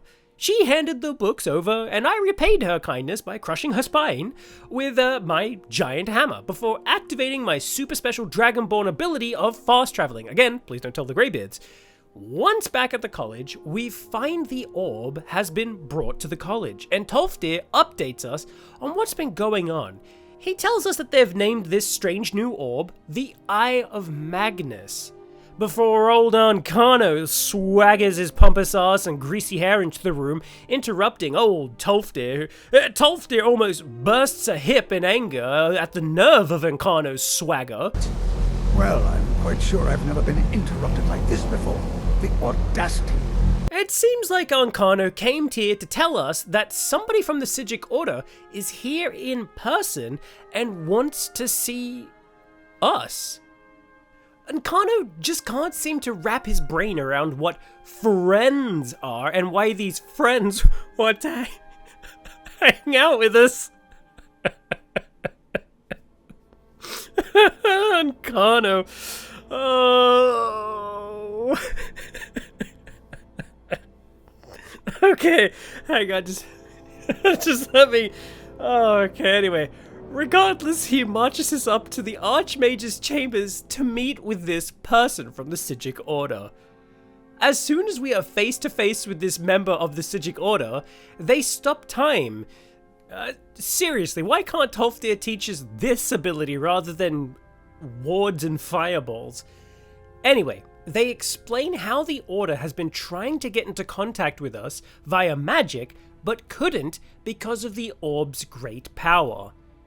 He explains to us that the Eye of Magnus is completely unstable and the world isn't ready for the power it can provide. He warns us that something bad is going to happen if we don't step in to prevent it. After that, he resumes time and acts like he just made a mistake, which completely degreases Uncano's hair. He demands to know what's going on as I hold back the urge to just crush his head. The man from the Order continues to pretend he made a mistake as the two of the men leave the room.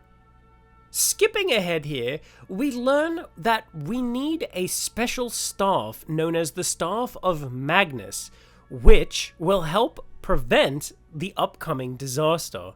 So, we go off to find its location. Eventually, after dealing with a rather fun puzzle, we learn that the staff is located in Labyrinthian. And so, armed with this knowledge, we return to the college. To tell the Archmage what we know. Only something's wrong.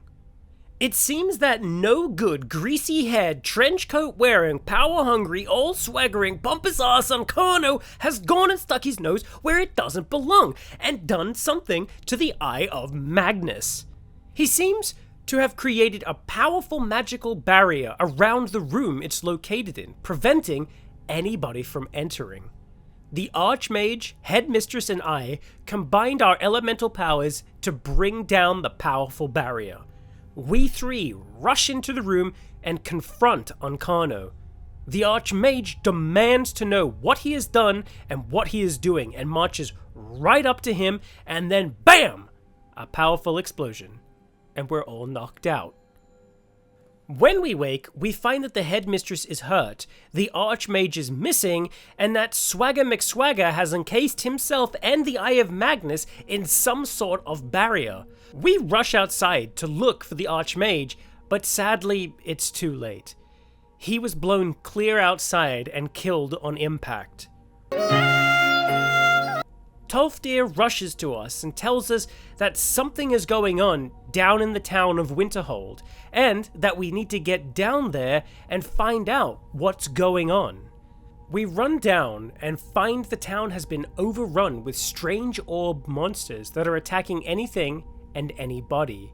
So, we, along with other mages, leap into action and wipe out these strange creatures, and not only them, but a damn dragon as well. Once we kill everything, and by we I mean me, we are told to head off to Labyrinthian and get the Staff of Magnus, so we can stop Uncano and whatever he's doing. Once we arrive in Labyrinthian, we learn through some ghosts or echoes of the pasts or something, that the Archmage and a group of his friends were actually here a long time ago. But that isn't the most shocking part. The most shocking part of all is that Labyrinthian has gotten some sort of coat of paint or something, because it looks nothing like it did when I first traveled here back in Arena, I'll tell you that much. Anyway, the deeper we go, the more we learn about the Archmage and his friends. It seems they came here looking for power, knowledge, or rare artifacts to perhaps become better mages. But the deeper they went, the more they realized how much danger they were in. Slowly, they are picked off by either traps or enemies. Still, they refused to turn back, and instead pushed on. In time, what was left of them learned of a great evil here, which is also calling to us the deeper we go. Once we see this evil for ourselves, we learn that the Archmage and what was left of his friends also encountered this evil long ago. The Archmage sacrificed his friends to trap the evil and escape with his life. It's now up to us to stop the evil once and for all. So, we free this evil, do battle with the thing, and pick up the Staff of Magnus from its corpse, and begin to head back. On our way back, one of Uncano's associates tries to kill us and take the staff. I, of course, laughed in his face and crushed it with a giant hammer. I returned with the staff in hand to the college, but things have gotten much worse. The shield Uncano had put up has expanded. Tolfdir and the gang waited around for me to show up and save the day, and with the staff in hand, we all rushed into the college. Now, it was time. I was face to face with that dirty, rotten Uncano. He, of course, goes on a rant about how much power he has and that he can now kill us all with his new and powerful swagger moves. Out of nowhere, Tolfdir can't hold back his old man fury and launches a damn fireball at Uncano, which hits me in the back due to his poor eyesight. It scared the absolute hell out of me. Uncano, of course, laughs because he thinks, thanks to the power of the eye, he's totally invincible. But the humiliation of this moment sent my elf rage into overdrive. I pulled out the staff and used it on the eye, draining Uncano's power enough for me to hit him. This was a tough fight, and old Tolfdir was paralyzed with fear on the ground, but in time, and with the help of the staff, I struck down Uncano. Still, with Uncano now dead, the Eye of Magnus still seems to be active and ready to explode, but the Psijic Order swoops in, congratulates me, makes me the new Archmage and then teleports themselves in the eye away, saving the day. The end. Alright, that was the full College of Winterhold story, more or less. I do think it's slightly better than Oblivion's Mage Guild questline. Yeah, I know it still has like really cool missions like the body in the well, but from a pacing perspective, I think Skyrim has it beat. The College of Winterhold questline even actually has us using magic to solve puzzles multiple times, so that's a really good thing. But that said, it's still very basic magic that chances are you started the game with.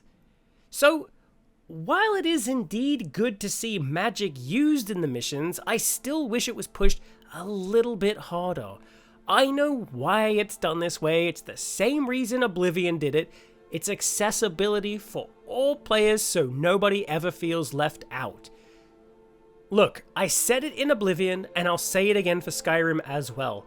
Bethesda can have this mentality and please old school fans at the same time.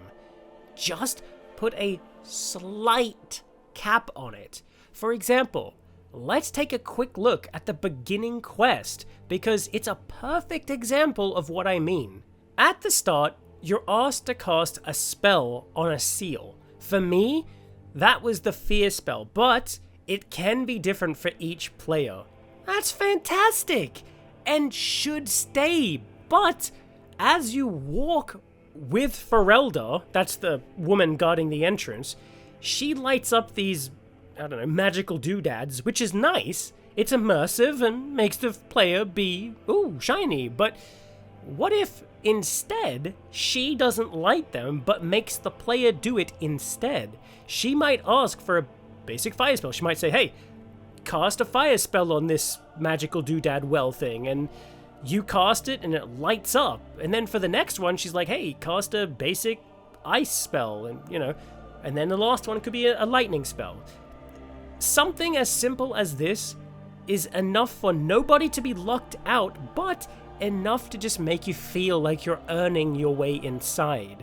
If you don't know the spell, and yeah, they're basic spells, but if you don't know it, she could just turn to you and say, hey, when you learn this spell, feel free to come back. You know what I mean? It literally is just that simple. Or she could teach you the spell right there and then. You know what I mean? Something like that could be fantastic. And then, after that, the first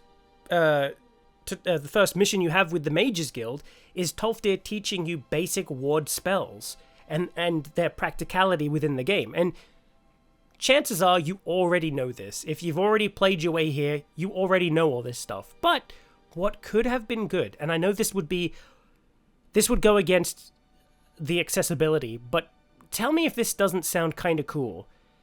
The fact that a lot of people in Skyrim do not like magic, I think they should have leaned heavily into that and said, well, we just don't teach magic, and we won't teach you magic. And anytime you go up to any court wizard or whatever, they're like, look, just go to the college, right? So you can't learn magic until you go to the college.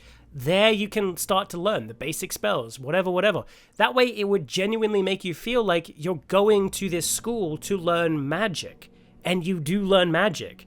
Yes, it goes against the accessibility, and yes, that would make builds for magic or whatever just really shit, I don't know, but something like that I think could be amazing. But as it stands, again, don't get me wrong, there's a fantastic use of magic in the College of Winterhold questline, and it is without a doubt a step in the right direction, but pushing it just a little harder would have worked wonders, at least for me.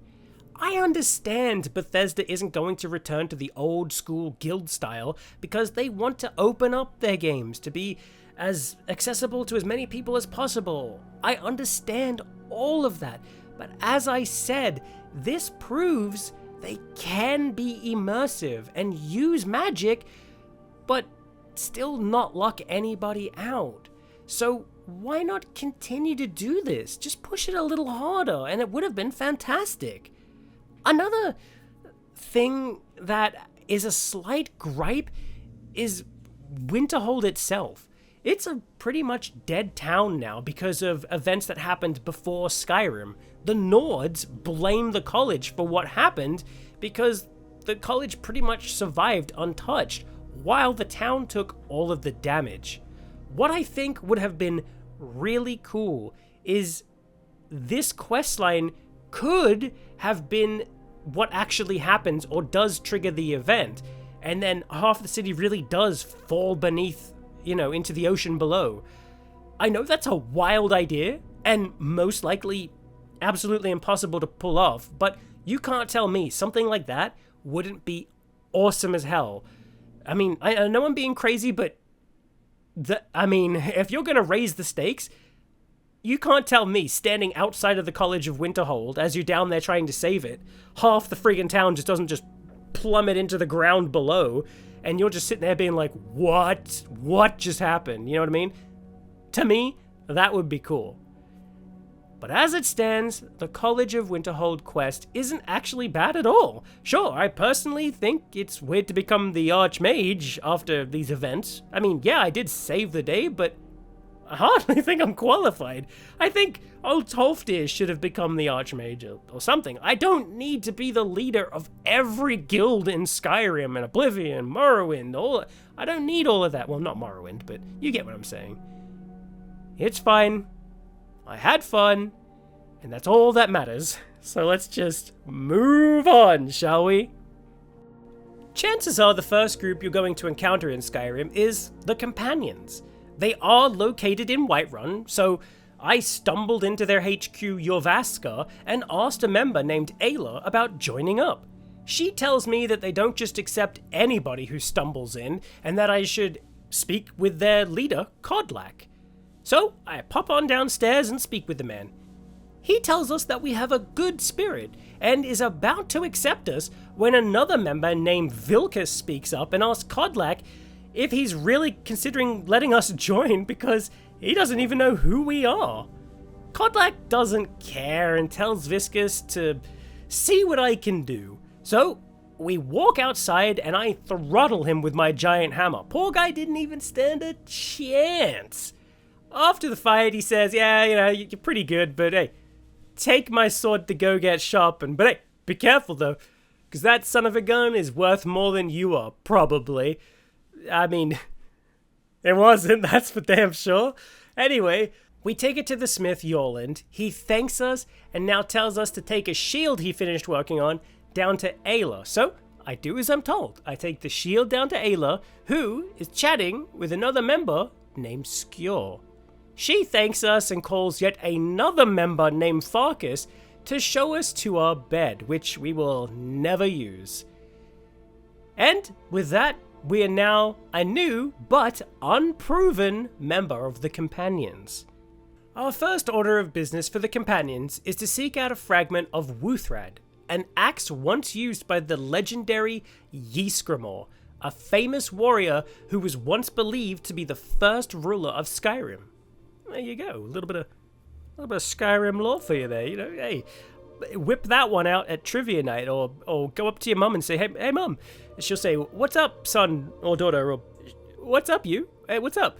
And you'll say, hey, did you know that Ysgramor was a famous ruler who was once believed to be the first ruler of Skyrim?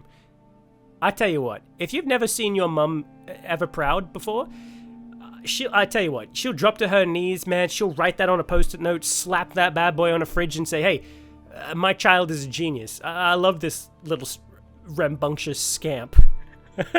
Anyway, so Farkas and I team up and head out for an ancient crypt located not too far from Whiterun. The journey was hard fought and fraught with peril, the type of journey that bards sing stories of and mothers tell their children about. At least, that's what I would assume the journey was like for Farkas, because I fast traveled here with the super secret power, don't tell. Who knows, maybe he learned some important life lessons along the way, became a better person.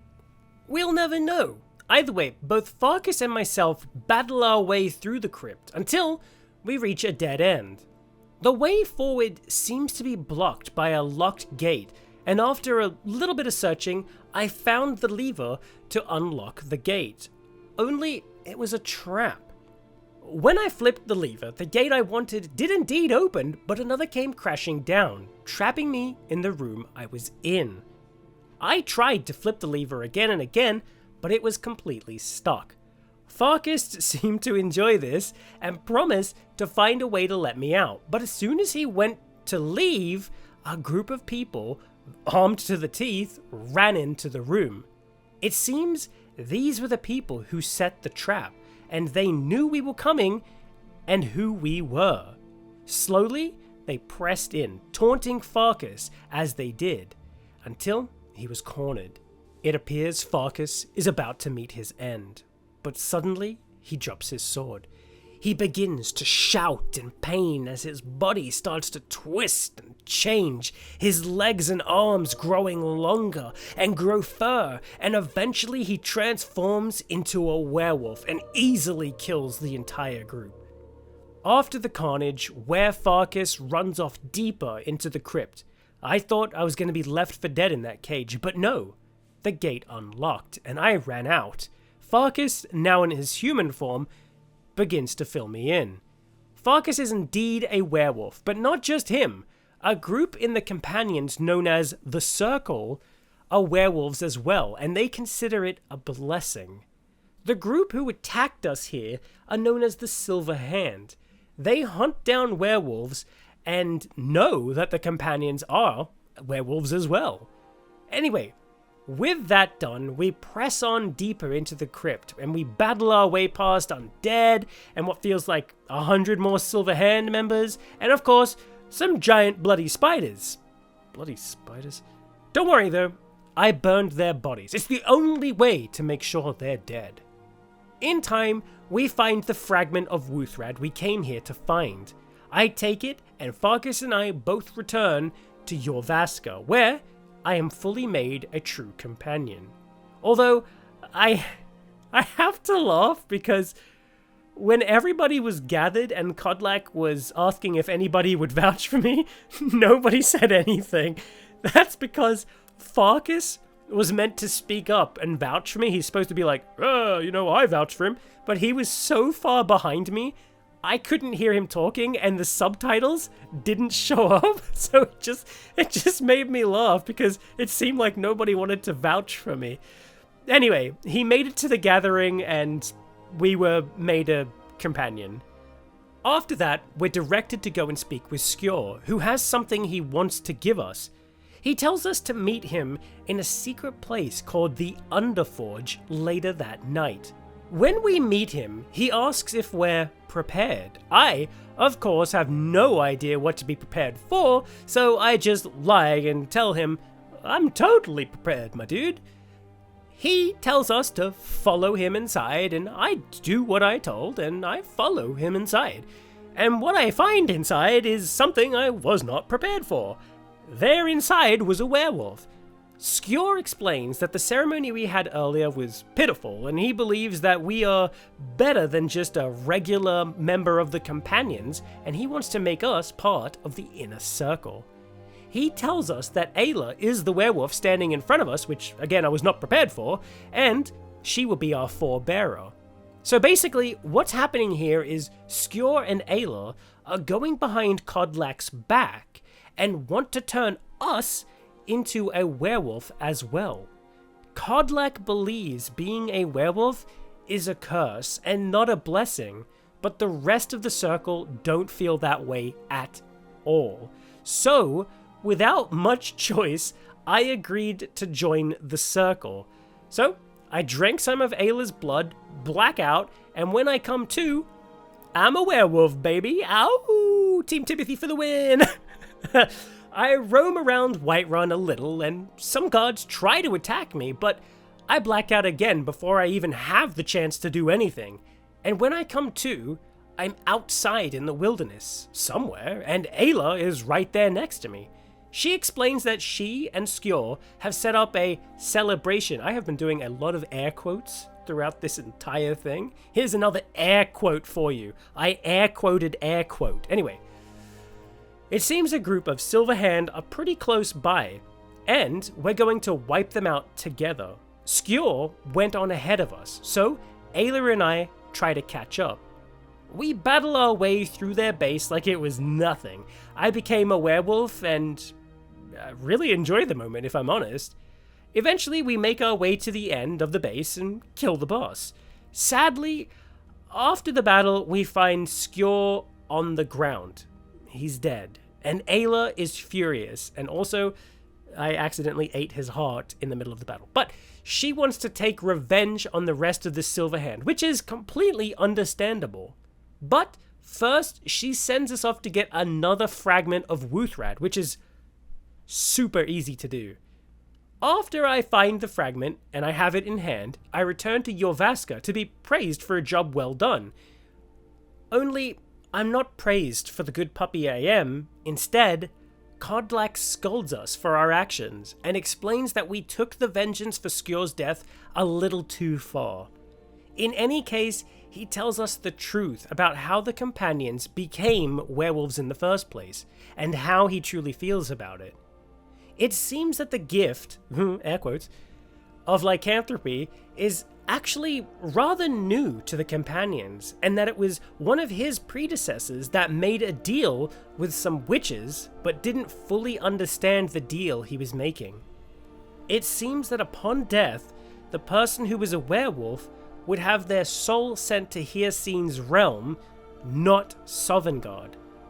Kodlak goes on to explain that for some, this is a wonderful thing, but for him, he wants to go to Sovngarde, and, as such, wants to find a cure for being a werewolf.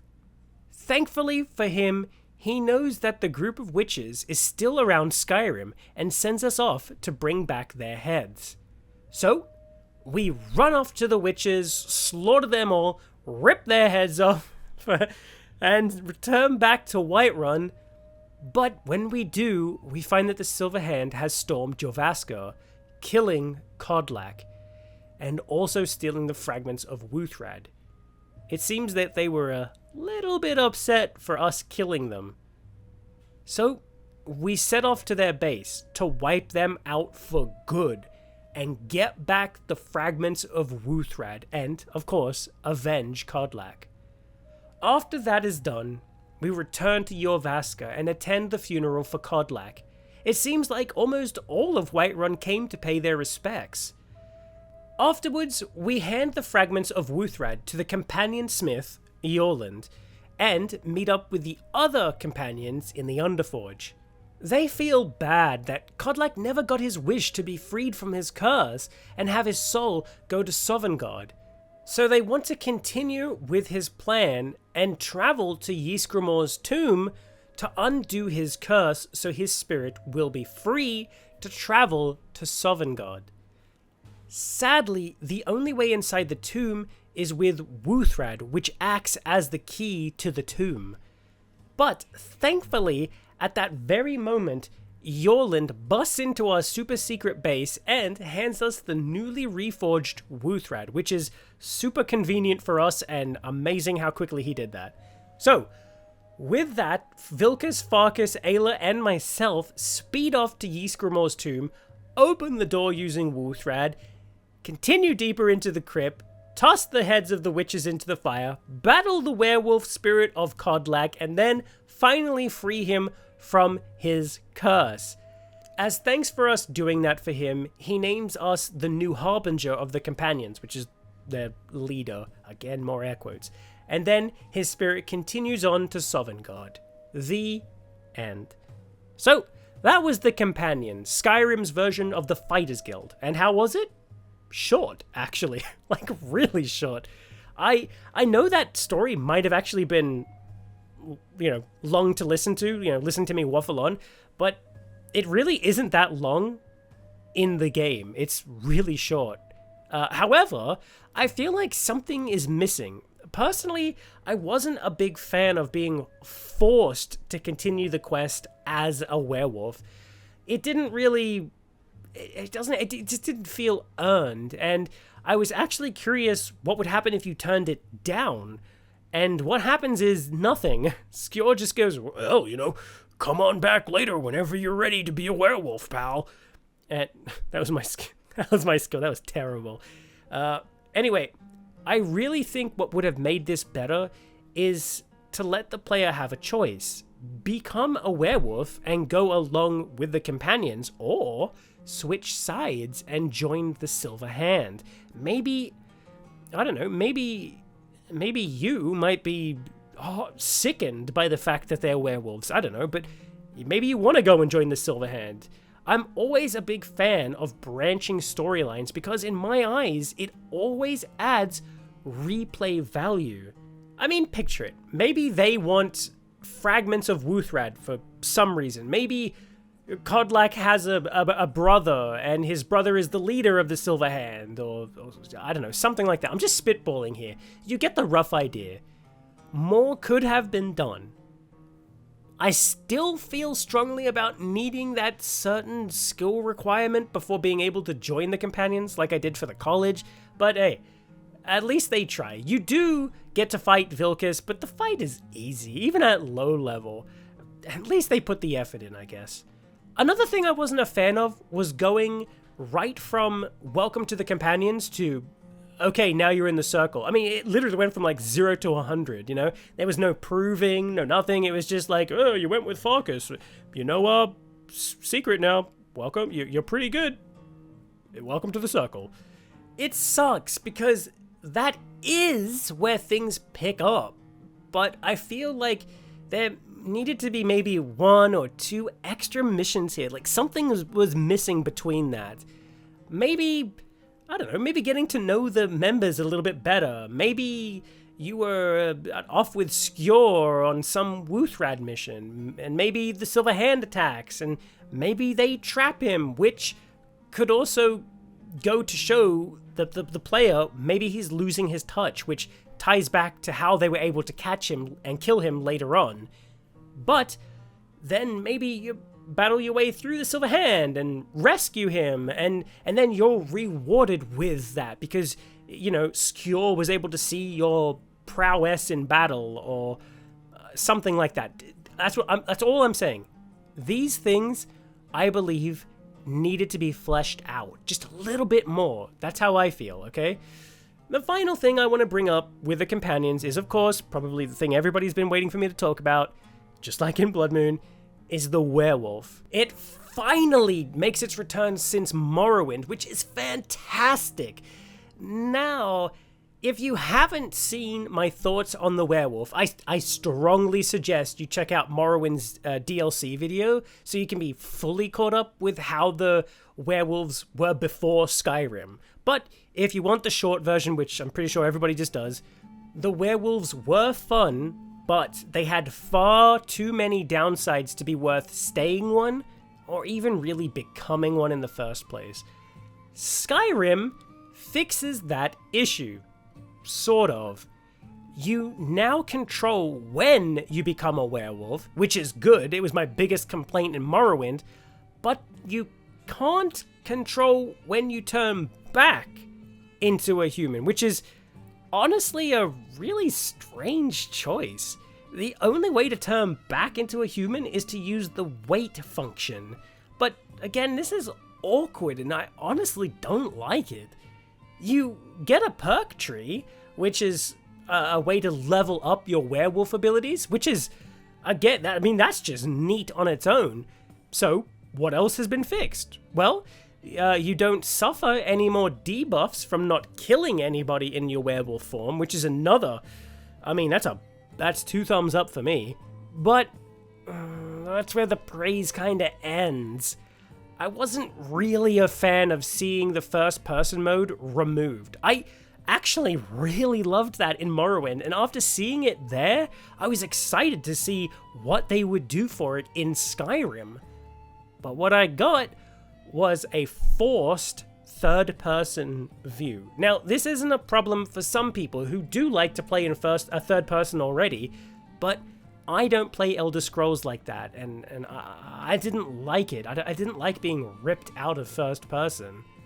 They could have done some really cool effects as the werewolf, like in first person. Maybe you see the world in black and white, since apparently dogs are colorblind. the werewolf in the movie, Dog Soldiers, has that effect as well. It's a black and white every time it's a POV for the werewolves in that movie. But you could go a step further and have each creature have its own aura, I guess is the best way to describe it. Maybe humans have like a red aura, and vampires have a darker red aura, but like with purple mixed in there or something, and mud crabs could be brown, dragons green, fish blue, and maybe the dwarven spiders and spheres and other machine creatures, maybe they don't have an aura at all because they're machines, or maybe it's really faint because they carry a soul gem with them. These auras could be the way of showing the werewolf's smell. I mean, holy crap, something like that would have blown my mind. But as it stands, we don't get anything like that. Just a third-person view, which weirdly doesn't switch back to first-person mode when you turn back into a human. Look, I admit, this isn't a big issue, but I felt like a part of being a werewolf has been taken away from us. At the end of the day, I feel fine about werewolves, but due to small things like having to wait to turn back into a human, or sometimes being too big to go through doors or downstairs or inside ruins or whatever, little things like that just make the fun wear out really quickly. After the companions, I actually forgot I was even a werewolf. That's how forgettable it is. At least, for me, that's how it was. Maybe you actually love it, and that's totally cool, but for me, it was awesome. It was awesome becoming one in the first place, but doing it once or twice after that then I was done, It's funny when you think about it. Morrowind's problem was there were too many downsides to be worth being one. Skyrim's problem is it's too boring to be worth being one. Isn't that weird? It's just a damn shame, Also, really quickly, something I really didn't like, even in my first time playing Skyrim, was the actual first time your character becomes a werewolf in Whiterun. I feel like Bethesda was going for now you're a werewolf and you can't control it yet and you have a bloodlust. What kind of horrors will you commit in the city? Whoa, sort of a thing. But really, it just ends up being you standing around, because going on a rampage is, that's something you can control doing or not doing. And more than likely, you really don't want to kill any of the random NPCs or accidentally kill a shopkeeper or something like that. You know what I mean? I think a better way to handle that moment is to actually just cut to being out in the wilderness. Like, you drink the blood and then loading screen, and then you're out in the wilderness with Ayla. And when you return back to Whiterun later, you might see the aftermath of your transformation. Like, maybe you killed a pointless NPC, like, someone who was literally written for... that guy? I can't remember his name. It's the guy who's like, Talos loves us, Maybe you accidentally killed him, you know what I mean? There's no ramification for killing him, you know what I mean? Maybe you accidentally killed him, or someone else, or some guards, and the NPCs all comment on it. They're like, oh, there was a horrible beast here, and... Do you know what I mean? Maybe, I don't know, maybe that would just... To me, that would just add to making it seem like maybe the werewolf thing isn't so much a blessing as it is a curse. Maybe that kind of ties into the companion storyline. I don't know. That's how I feel about the werewolf and the companions, so let's just move over to the Thieves Guild, shall we? So, you find yourself in the city of Riften, and you're minding your own business when some guy named Brynjolf comments on how he noticed your bulging coin purse and bets you didn't earn a single coin of that work doing anything honest. Joke's on him, though. I did wood cutting, vegetable picking, I worked for the Jarls, I worked for the people down on their luck, I worked for the Mages Guild, the Companions. I then took that gold I made there, and invested it into leather and ingots of various metals. I then took those metals and worked my smithing all the way to 100 and sold all the crap I didn't want to make a ridiculous amount of money. And not once did I steal anything from anybody at all. So, joke's on you, Brynjolf. Sadly, the option to tell Brynjolf all of that isn't in the game, so I was forced to act shocked and be like, how could you know about my dark secrets of theft, Brynjolf? How could you have known? Brynjolf, now pleased with the fact that he knows you're a thief, asks if you're interested in helping him with a little job he's about to pull off. He needs us to lockpick our way into a strongbox, steal a ring inside, and take that stolen ring and reverse pickpocket it into somebody's pocket and then frame them for the crime. All while Brynjolf makes a distraction trying to sell people, I don't know, lusty Argonian-made bathwater or something. Anyway, the job is simple enough, aside from the reverse pickpocketing, because I never once pickpocketed anybody in the game, or even stole anything, but anyway. I did eventually do it, and Brynjolf was happy. He explained that maybe I have what it takes to join the Thieves Guild, and all I had to do now was travel into the sewers underneath Riften called the Ratway, and find their hideout, which was very easy to do. How these guys have not been caught yet is beyond me. Anyway, once inside their hideout, I meet up with Brynjolf, who congratulates me and then sends me off to do another test.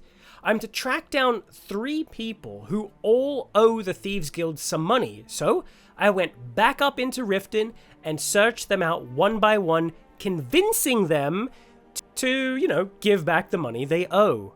I beat up a shopkeeper in front of his wife. He had a mean right hook, but mine was meaner. Next was an innkeeper. She was all talk, but after I told her that I'd make a visit to her family farm back in Morrowind, she quickly knew who was the boss after that. Next, I told another innkeeper I knew about her hot, steamy love affairs in town, and even had proof to back up my claims, and if she wanted me to keep her secret and not post it to Twitter for all my 2 followers to read, she'd better pay up. And guess what? She did. Hold on. Maybe I should like blur her face or something. Okay, hang on. Let me quickly blur her face really quick. And perfect. There you go. The magic of editing. Now her secret is safe and nobody knows who she is. Anyway, with that done, I leap down into the sewers once again and return to Brynjolf, who congratulates me on a job well done, lad. Next, he walked me over and introduced me to the Guildmaster, Mercer Frey. And with that, I was now a full member of the Thieves Guild. My first job as a full member was to break into a meadery, burn down some beehives, and steal a document. It sounded easy, and it would have been, if I had leveled up any of my stealth skills.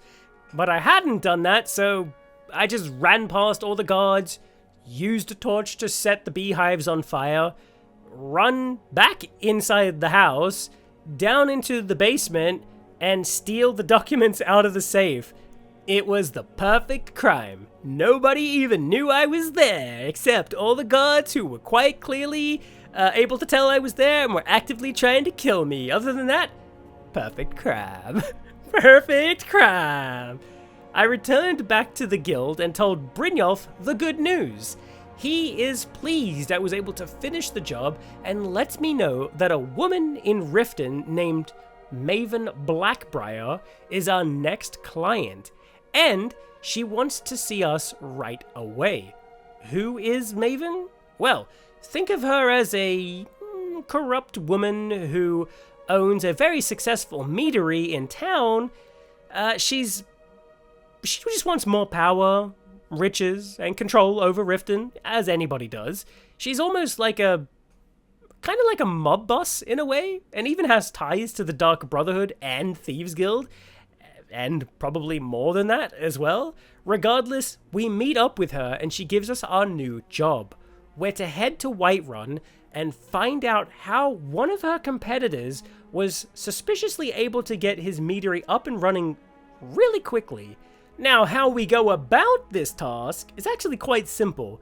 We pop on over to the meadery in Whiterun, pose as a new worker, kill a deranged lunatic who's training skeevers to, I don't know, overthrow Whiterun. So you're welcome, Whiterun.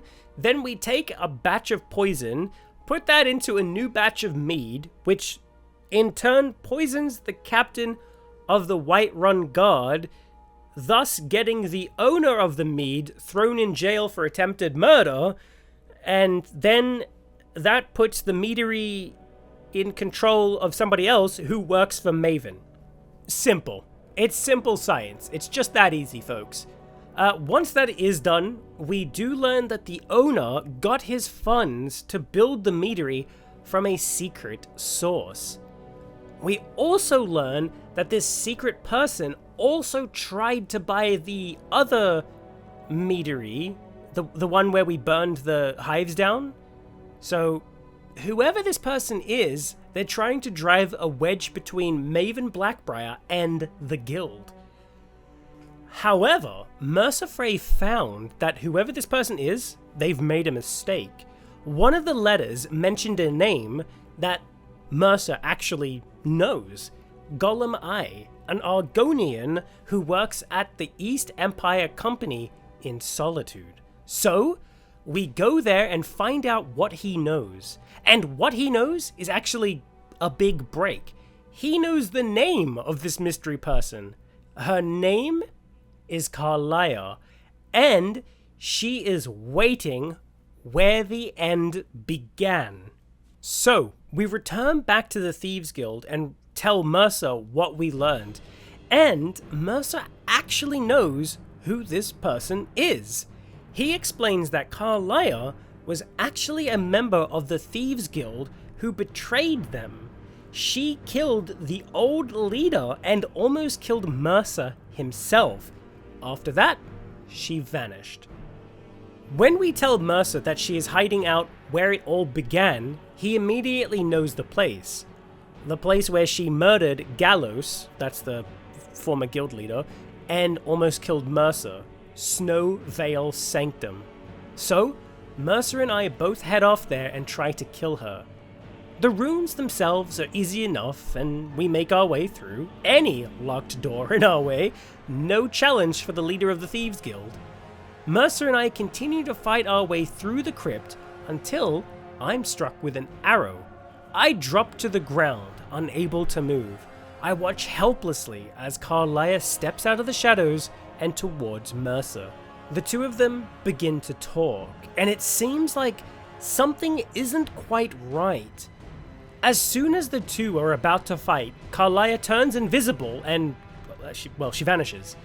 Mercer returns to us, still helpless on the ground, and rather than help us, he explains that this is a perfect way to be rid of us. He then stabs us and walks away as we begin to bleed out and pass out. And that is the true ending to Skyrim. Bethesda took one hell of a risk here, killing off the Dragonborn in the true hidden ending to Skyrim, which was locked behind the Thieves Guild questline. I think that this paid off in the end because, as we all know, Skyrim went on to win Game of the Year, sell millions of copies, get re-released multiple times on multiple devices, and eventually brought world peace. Thank you, Bethesda. We love you. And I love all of you who continue to let me roll with this stupid joke. What really happens is we wake up outside of the tomb with Carlia by our side. She explains that she actually saved our life. She couldn't get a clear shot on Mercer and knew what he was going to do. So she made the choice to shoot us with the arrow, which had a very special poison that slowed down our heart rate and saved us from bleeding out. We thank her, and she explains that she, Gallus, and Mercer were all once Nightingales, a splinter group that worked outside of the Thieves Guild. Carlia really did want to use that arrow on Mercer to take him in alive because she wanted him to confess in front of the whole guild how it was actually him who killed the old guildmaster and her lover, Gallus. Of course, she couldn't prove any of it without Gallus's journal, which she has, but he wrote it in some sort of a code, so we need to go off and get that translated. After we translate the journal, thanks to a friend of the guild, we learn that Gallus had begun to notice Mercer's allegiance to the guild slipping, and also how he had begun to steal from the guild's treasury to fund his life of luxury. Gallus also believed that Mercer desecrated something known as the Twilight Sepulchre. Carlia explains to us that this is the realm of the Daedric god Nocturnal, and that the Nightingales are sworn to protect this place. However, Carlia won't speak any more of the topic as she's been sworn to secrecy. But we now have the translated journal, so the both of us head off to the Thieves Guild to confront Mercer and bring him to justice. When we arrive at the guild, Mercer is gone, but we show the journal to Brynjolf instead. He opens the guild's vaults to see if Mercer has indeed been stealing, and sure enough, he's stolen everything, and now the guild knows the truth. We also break into his house and learn that he's gone to steal some very rare gems known as the Eyes of the Falmer, and once he has those, he'll vanish for good. So, Brynjolf, Carlia, and I head to the ruins to stop him once and for all. But before that, Carlia makes Brynjolf and I nightingales. Doing so, she's actually able to, tell us what's really going on here. She tells us that Mercer stole something from the Twilight Sepulchre known as the Skeleton Key. A key which can unlock any door, no matter what. That's how he was able to break into the vault and also unlock any door back in Snowvale Sanctum. So, not only do we need to kill Mercer as revenge for Gallus's murder, but also take back the skeleton key he stole from Nocturnal's realm. So, now it's off to the ruins to end this once and for all. The ruins were long and annoying and actually crashed on me right as I was about to finish, but after running through them again, I finally confronted Mercer.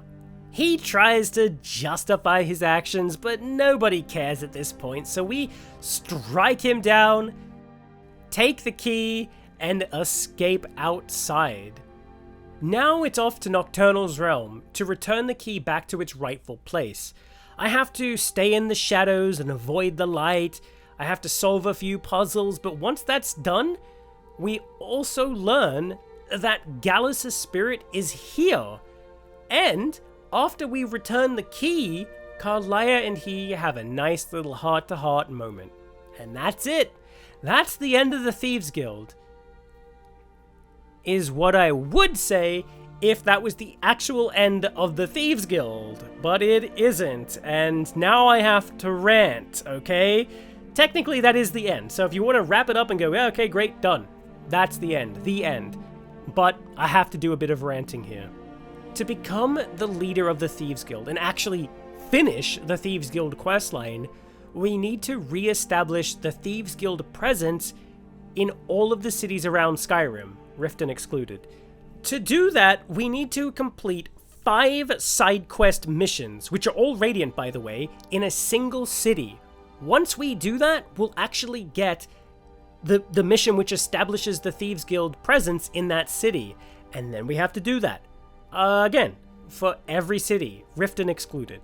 This is absolutely friggin' awful, and I hated that this was the end of the Thieves Guild. Why did I hate it? Because each side quest you need to do is completely and totally RNG based. It's totally random. So you walk up, ask for a mission, wait,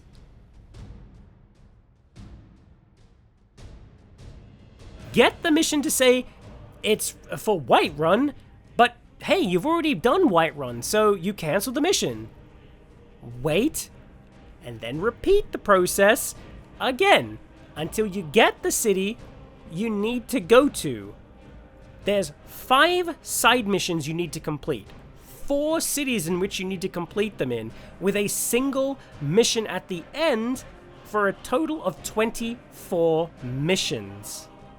This is an awful, awful, awful way to end the Thieves Guild.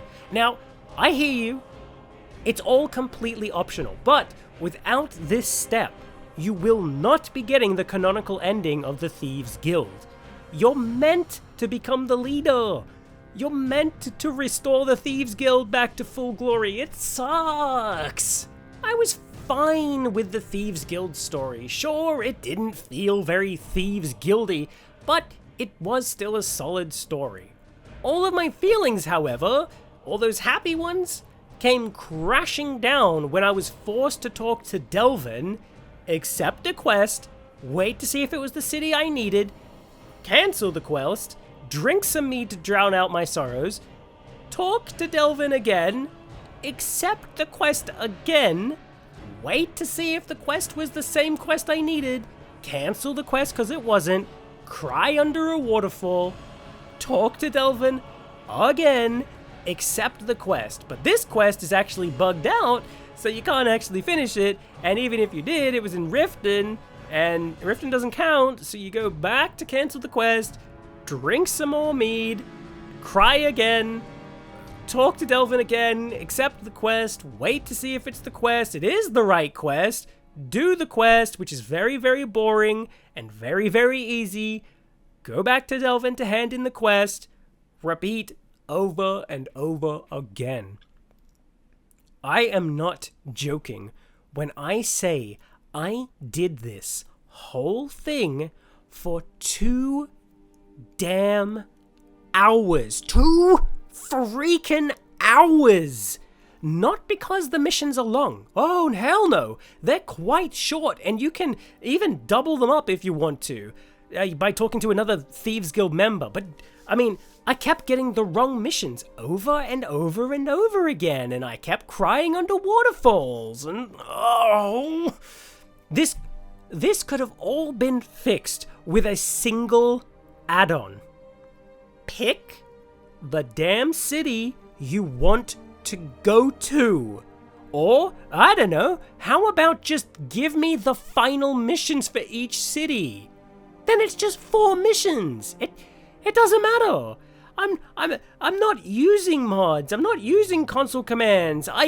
I played how Bethesda wanted the game to be played, and I hate all of this with a fiery passion. The Thieves Guild storyline is like I said, it just boils down to just RNG crap, and it seriously ruins it for me. I'd even go as far as to say that this Thieves Guild thing, it makes it the worst guild in not only Skyrim, but Oblivion and Morrowind as well.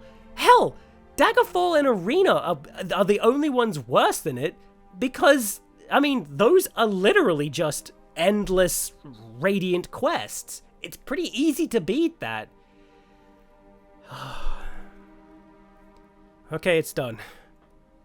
It's done. The last thing I have to bring up is the final mission with Mercer. I never felt that it was even remotely embodying a thief or anything. It actually felt more like a companion mission, or heck, even a Dark Brotherhood mission. You just fight your way through some ruins and kill the guy. A far better quest would have been, I don't know, the Eyes of the Falmer are actually some high-profile jewel, and you have to beat Mercer in not only getting to the jewel, but make sure he gets captured red-handed with the jewel, and that gets him, like, locked up in the whatever, or I don't know, something. That has stealth, and that makes it feel more like a heisty Thieves Guild mission. But as we got it's nothing like that. Again, it truly feels like a companion or a Dark Brotherhood mission. And that's my honest opinion for the Thieves Guild, and now I'm done talking about it. Let's talk about the Dark Brotherhood! I'm done! Woo!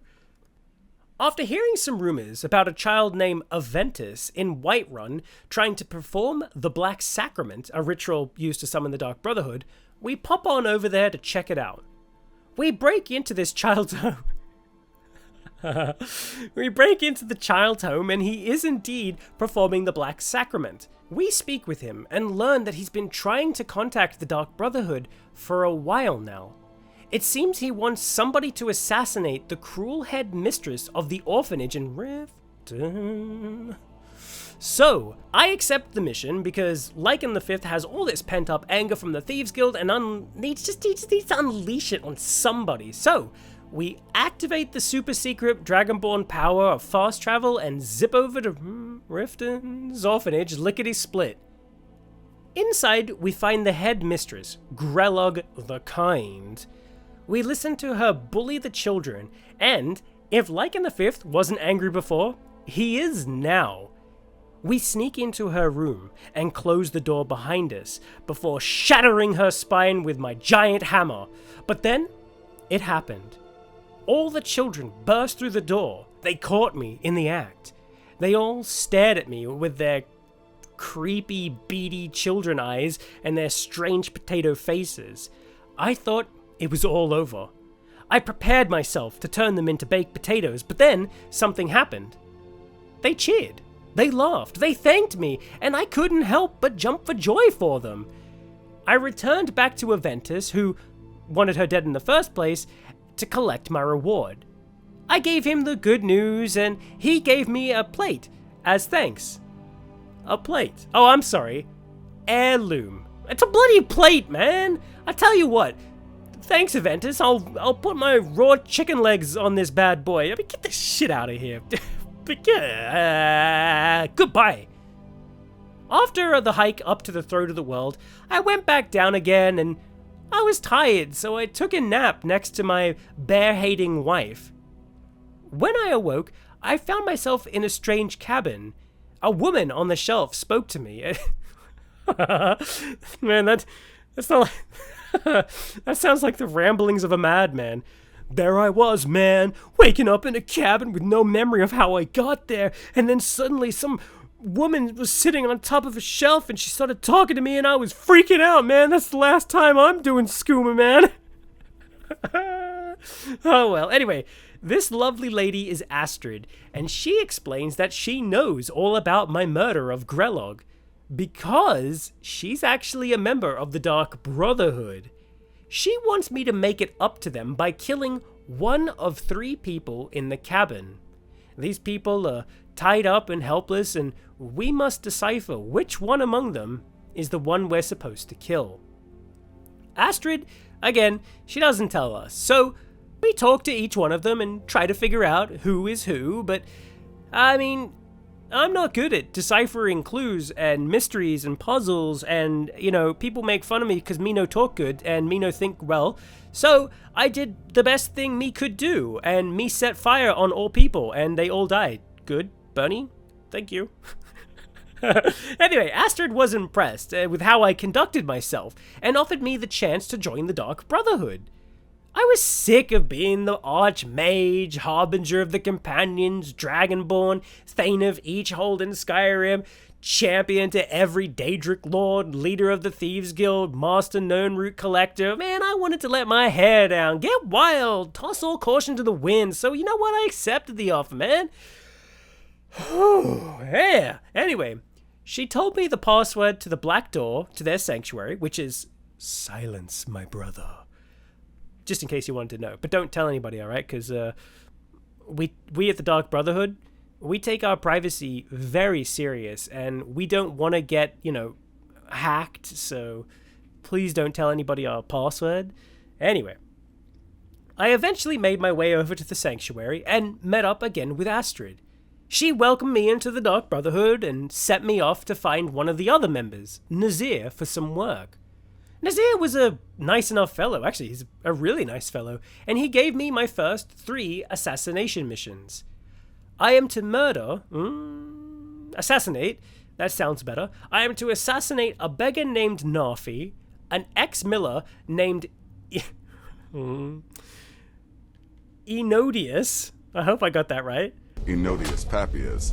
And finally, Batild. I hope I got that right. And Batild. The mine boss. It doesn't matter. These people are not long for this world. It doesn't matter, okay? Doesn't matter. I killed the miner first. She eventually went to sleep, and I made sure she never woke up again. Enodius was next. He tried to run, but sadly, he couldn't get ahead of the race. Sorry, that was a terrible joke. Nafi was the last, and I made his assassination quick and painless. Come on, man. Poor Nafi. Who wants to kill Nafi? He's just chilling out here, man. He's just... Poor guy. He's just trying to live a life, man. Who was it that wanted this guy dead? For real. Was it somebody here watching this video? Seriously. If it was you, tell me. Tell everybody. Feel bad. Feel bad. I'm kidding. Don't feel bad. I don't want anybody feeling sad. Anyway, with everybody killed, I returned to Nazir for my reward. As I entered the base, I could hear people talking about something. I continued further in and found that everybody was talking to a jester. A jester I actually helped earlier in the game. He needed some help with a wagon wheel, and I decided to talk to the farmer to have the farmer fix the wheel for him. It was just a throwaway mission, but he was definitely impressive. And this person, this jester, is Cicero, keeper of the Dark Brotherhood. He's brought the Night Mother here with him for safekeeping. Astrid and some of the other members don't really trust the strange jester, but he seems harmless enough. Anyway, we turn our jobs into Nazir and then report back to Astrid for our new assignment. Sadly, I actually somehow completed this contract before it was even given to me. I have no idea when or where it happened, but I guess I already killed whoever it was that needed to be killed.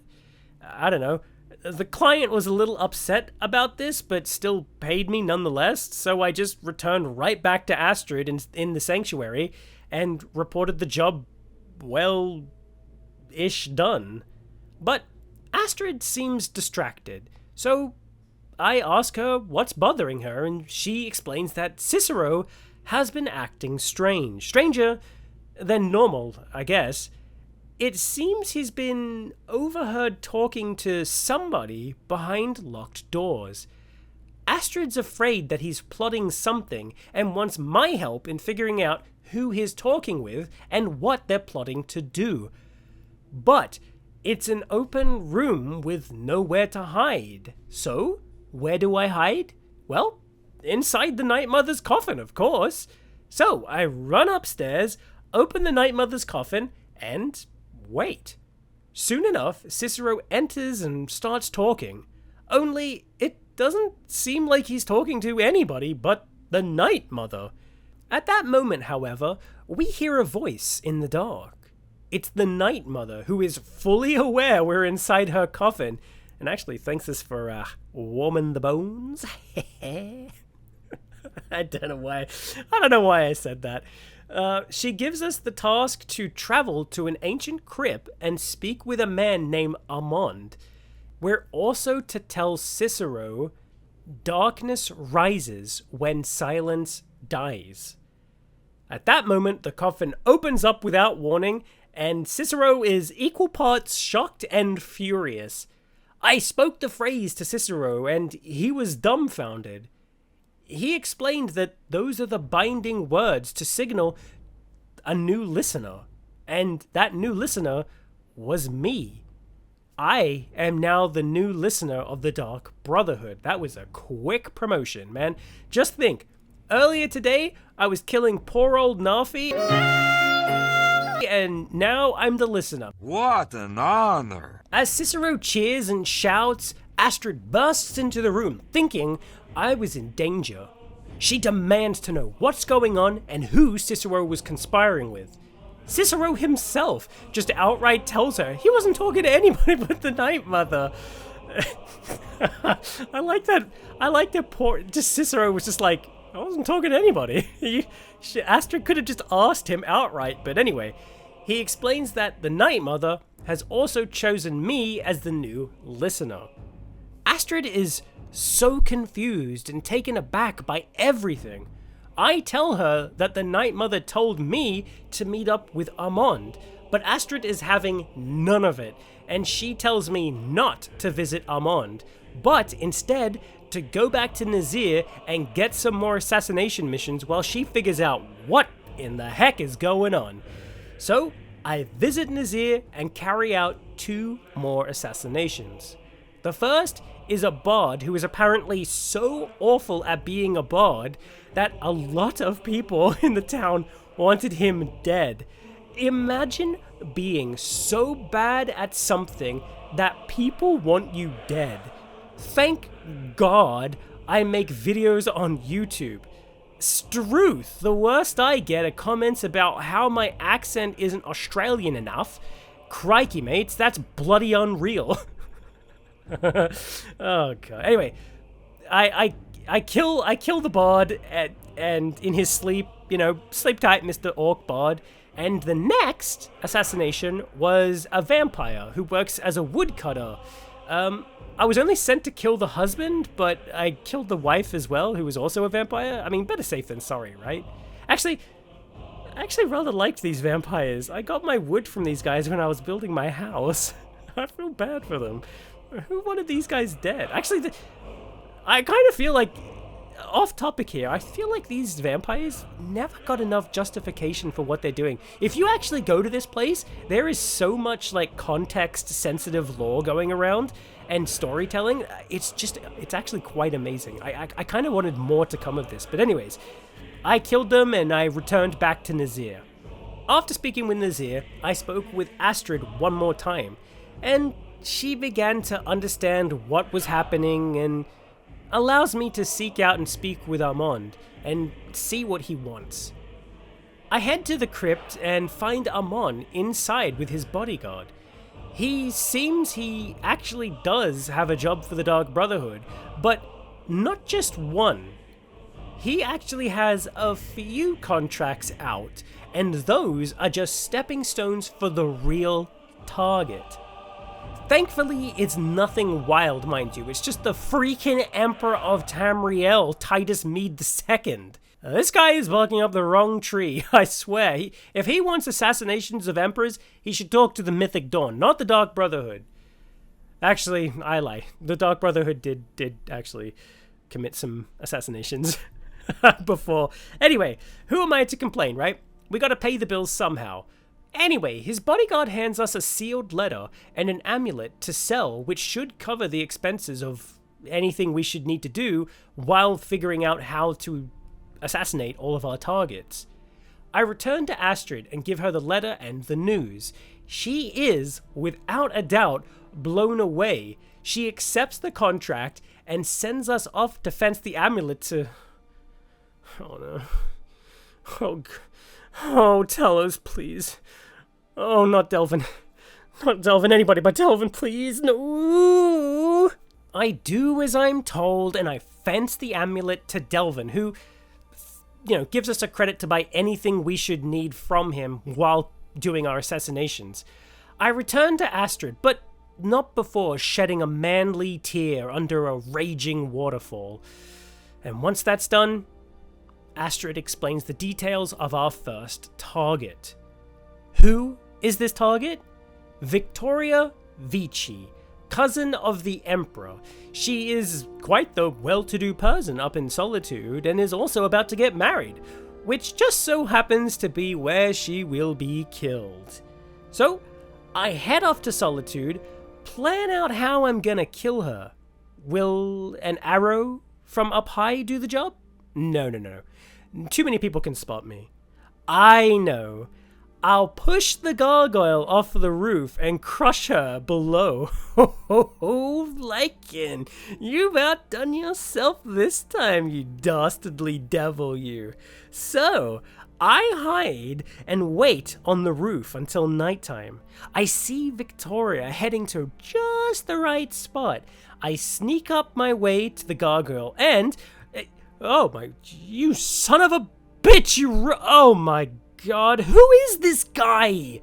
This ruined everything. How did you find me? Why won't he die? Please die!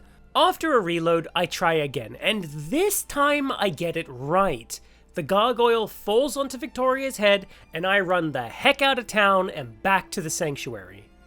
With Victoria dead, the Emperor is now forced to come to Skyrim to attend his cousin's funeral. He sent his security service, the Penitus Oculatus, ahead to prepare for his arrival. The security is headed by a Commander Morrow.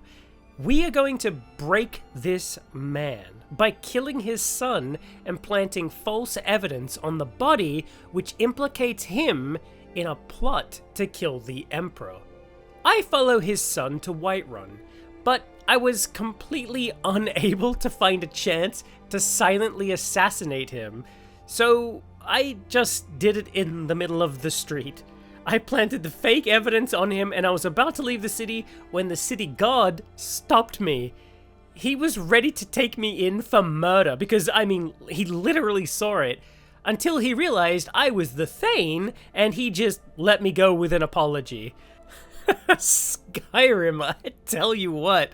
Anyway, I returned back to the sanctuary and reported my success, but something's happened. Something serious. Something very serious.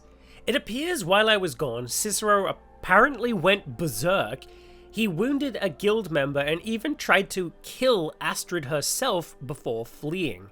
The rest of the guild backs everything up, then Astrid demands I handle the situation by tracking down Cicero and killing him. Not sure why I'm getting roped into this, but whatever. After a little digging around, we learn that Cicero has fled to an abandoned Dark Brotherhood sanctuary in Dawnstar. Armed with this knowledge, we set out at once. Astrid even gives us her horse, Shadowmere. Behold Shadowmere. Say hi to the nice people watching, Shadowmere. We hop on the back of Shadowmere and travel across the countryside, following along roads and grasslands, swimming across rivers, even scaling icy mountains. We even take a wrong turn and...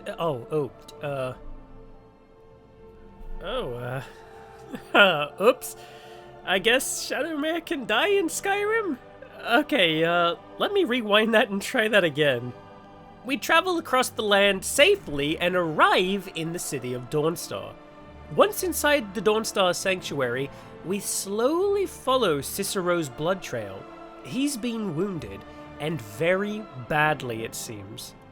We work our way past his traps until we are face to face with the helpless Cicero. Cicero confesses that he did indeed attack Astrid, but he did it for the Night Mother, and for the betterment of the Dark Brotherhood. He begs us to spare his life and lie to Astrid. The choice is mine. Kill Cicero or spare him. I spared him, and I'll tell you why. One of my rewards for an earlier quest was gaining the ability to summon Lucien Lechance's spirit.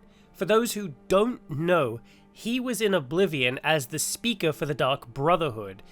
He was actually probably one of the highlights of the Dark Brotherhood back then. But I had summoned him earlier.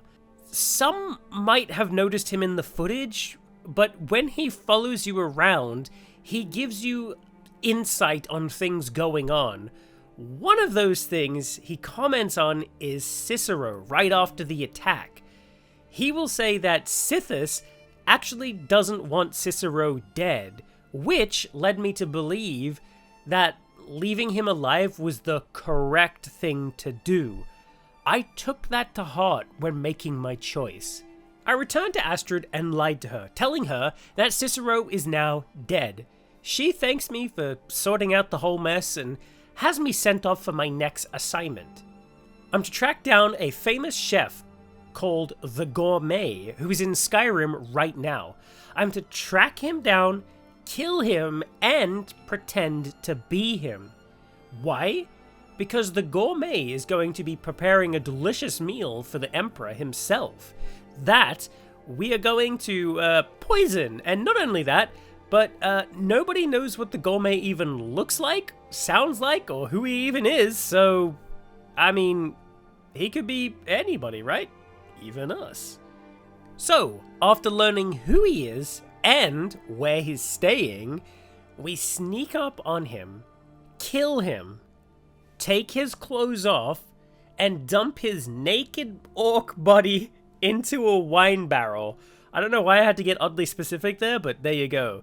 And then after that, we head off to Solitude, where we will assume the role of Gourmet. Right, so, bit of an issue here. Actually, I think it's kind of funny, but I just wanted to point it out. You see, we were given a special ingredient called a jarrin root to put into the food, which is apparently a really deadly poison, or so I'm told. So, yeah, about that. I went into the menu to get a better look at this item, you know, for footage for this, and I accidentally ate the root. I accidentally ate the root. I knew immediately I'd screwed up, and I was fully expecting to just, you know, be killed from the poison, or fail the mission because I didn't have the item anymore. But neither one of those things happened. I also think it's kind of funny I didn't die. But anyway, neither one of those things happened. So I figured, oh, I can just replace the item. So I went to Astrid for another one of the root, but she wouldn't give me one. In fact, she didn't even acknowledge anything was wrong. I was intrigued. I used the item I needed to have, but it didn't cause a fail state. Now, I know from playing Skyrim and the Dark Brotherhood before that you are supposed to use this route, but I never stopped to wonder what if I didn't. So, I continued to play it out to see what happened. Anyway, let's get back to Solitude. While in Solitude, we approach Commander Marrow, who, if you remember, is the father of the son we murdered, and tell him we're the Gourmet. He lets us into the castle and we make our way to the kitchen. There, we meet the castle's chef, who is quite awestruck to meet us, the Gourmet, and wants us to help make the soup for dinner.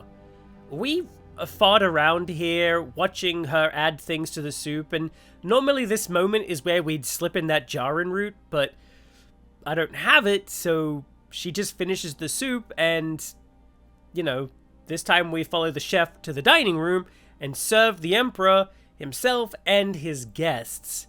Again, normally he's meant to, like, die here. He takes one spoonful of the soup, and I mean, he's just supposed to die. But this time, he doesn't.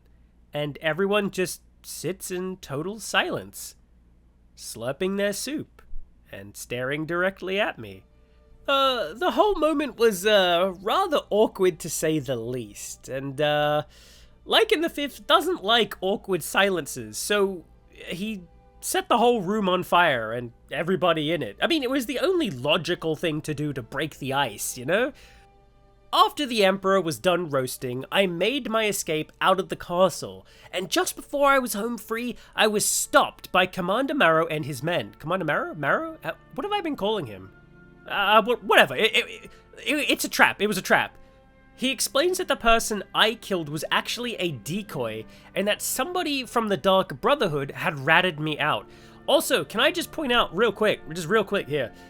Right, yeah, so if he knew it was a trap, why did he let somebody die?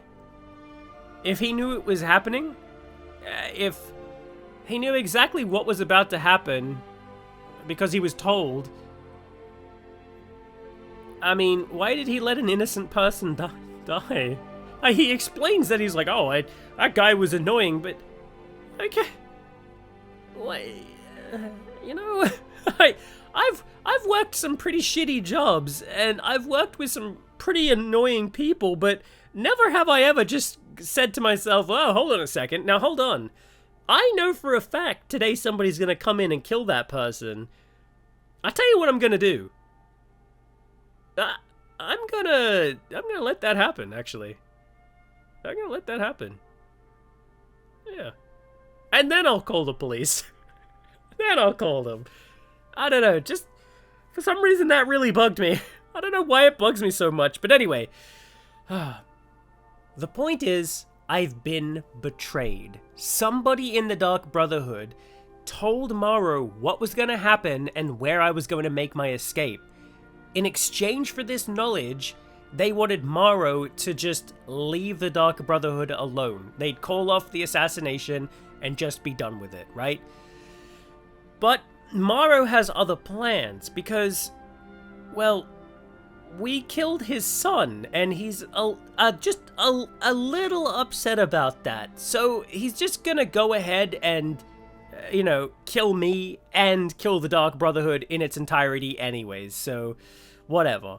He laughs and leaves, and I am stuck with these guards, but I'm a quick thinker, and I just ran right by them, down the stairs, and out the front gate. But one of the other guards was actually quite smart and stopped me.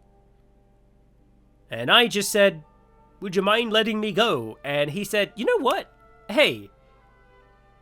Yeah, no problem. And he just did. And he let me go. So I walked out of Solitude a free man. Okay.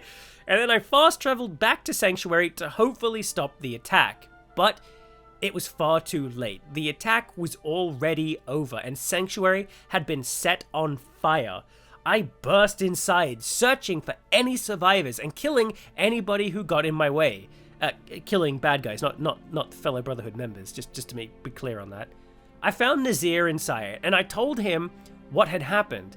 He confesses that he actually thought it was me who betrayed them, but me coming in to save him kind of erased that thought. So together we try to escape, but things are getting worse by the second. The flames are growing larger and larger, and before we knew it, we were trapped. So I hid in the Night Mother's coffin and pass out. Some time passes, and I'm awoken by the sounds of Nazir and another member of the Dark Brotherhood, a 300-year-old child vampire named Babette, trying to open the coffin and rescue me. The Night Mother speaks to me once more and tells me to speak with Astrid, who is still alive somewhere here in the Sanctuary. After I'm free, the three of us find a horribly burned and dying Astrid, who confesses to being the one who betrayed the Dark Brotherhood. She explains that she only ever wanted things to return to the way they once were, before the Night Mother, before Cicero, and before myself. She now understands the folly of her ways and apologizes for her mistakes. She wants us to take over the Dark Brotherhood and return it to the way it should have been from the start. Her final wish is for us to kill her, so we take pity on her and end her suffering. We return once again to the Night Mother, who tells us that we must finish the contract and kill the Emperor. She sends us to Armand so he can tell us where the real Emperor is. We do as we're told, and Armand tells us that the Emperor is on a ship docked in the harbor of Solitude, and that we had better hurry because that ship was about to leave. He also throws in the little nugget of information that Commander Morrow is also on the docks, just in case we want a little bit of that sweet, sweet revenge. So we fast travel over to Solitude, make a quick pit stop to Morrow and kill him, and then we dive into the water and swim out to the ship and climb aboard. It takes a little bit of sneaking around on board, but eventually we find our way to the Emperor's room and go inside. It actually seems like he was expecting us, and he knows that his life was over the moment the Dark Brotherhood was after him. He makes no attempt to flee because he fully accepts his fate, but he does ask us one thing, one little favor. after we assassinate him, he wants us to return the favor and assassinate the person who put the contract out on his life to begin with. So, we agree and assassinate the Emperor. We did it. We are Kingslayers, I guess. I return to Armand with the good news, and the man he's just elated. He can barely believe it. He is so excited. I let him bask in the moment of this joy before I crush his head with my hammer. Someone pops in out of the ether, and I escape to the Dawnstar Sanctuary since our old base was destroyed. I tell Nazir the good news, and, well, that's it. The Dark Brotherhood questline is, well, actually, there's one thing left. Cicero returns and proclaims us best friends forever. I mean, happy ending, you know? The end. I mean, wowzers, what a questline. I'll be honest, when I first played this back in 2011, I wasn't really impressed.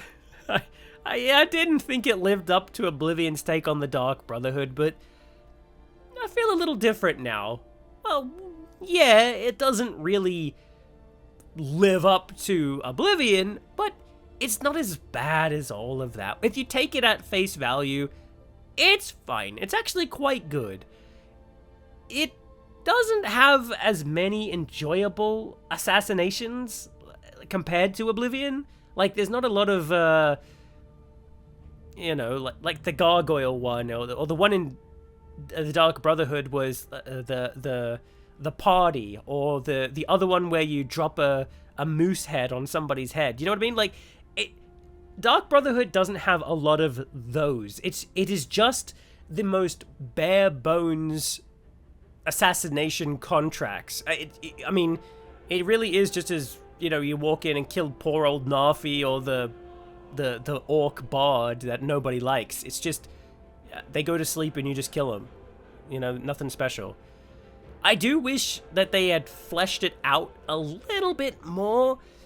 They really, like I said, they really are as simple as you just walking up and killing them. The Dark Brotherhood really shines when you're planning out how to kill that person. Are you getting a bonus for, you know, making it look like an accident, or are you just killing the person in front of everybody? Are you killing them while they're asleep? You know, it's just not enough of that substance here in Skyrim.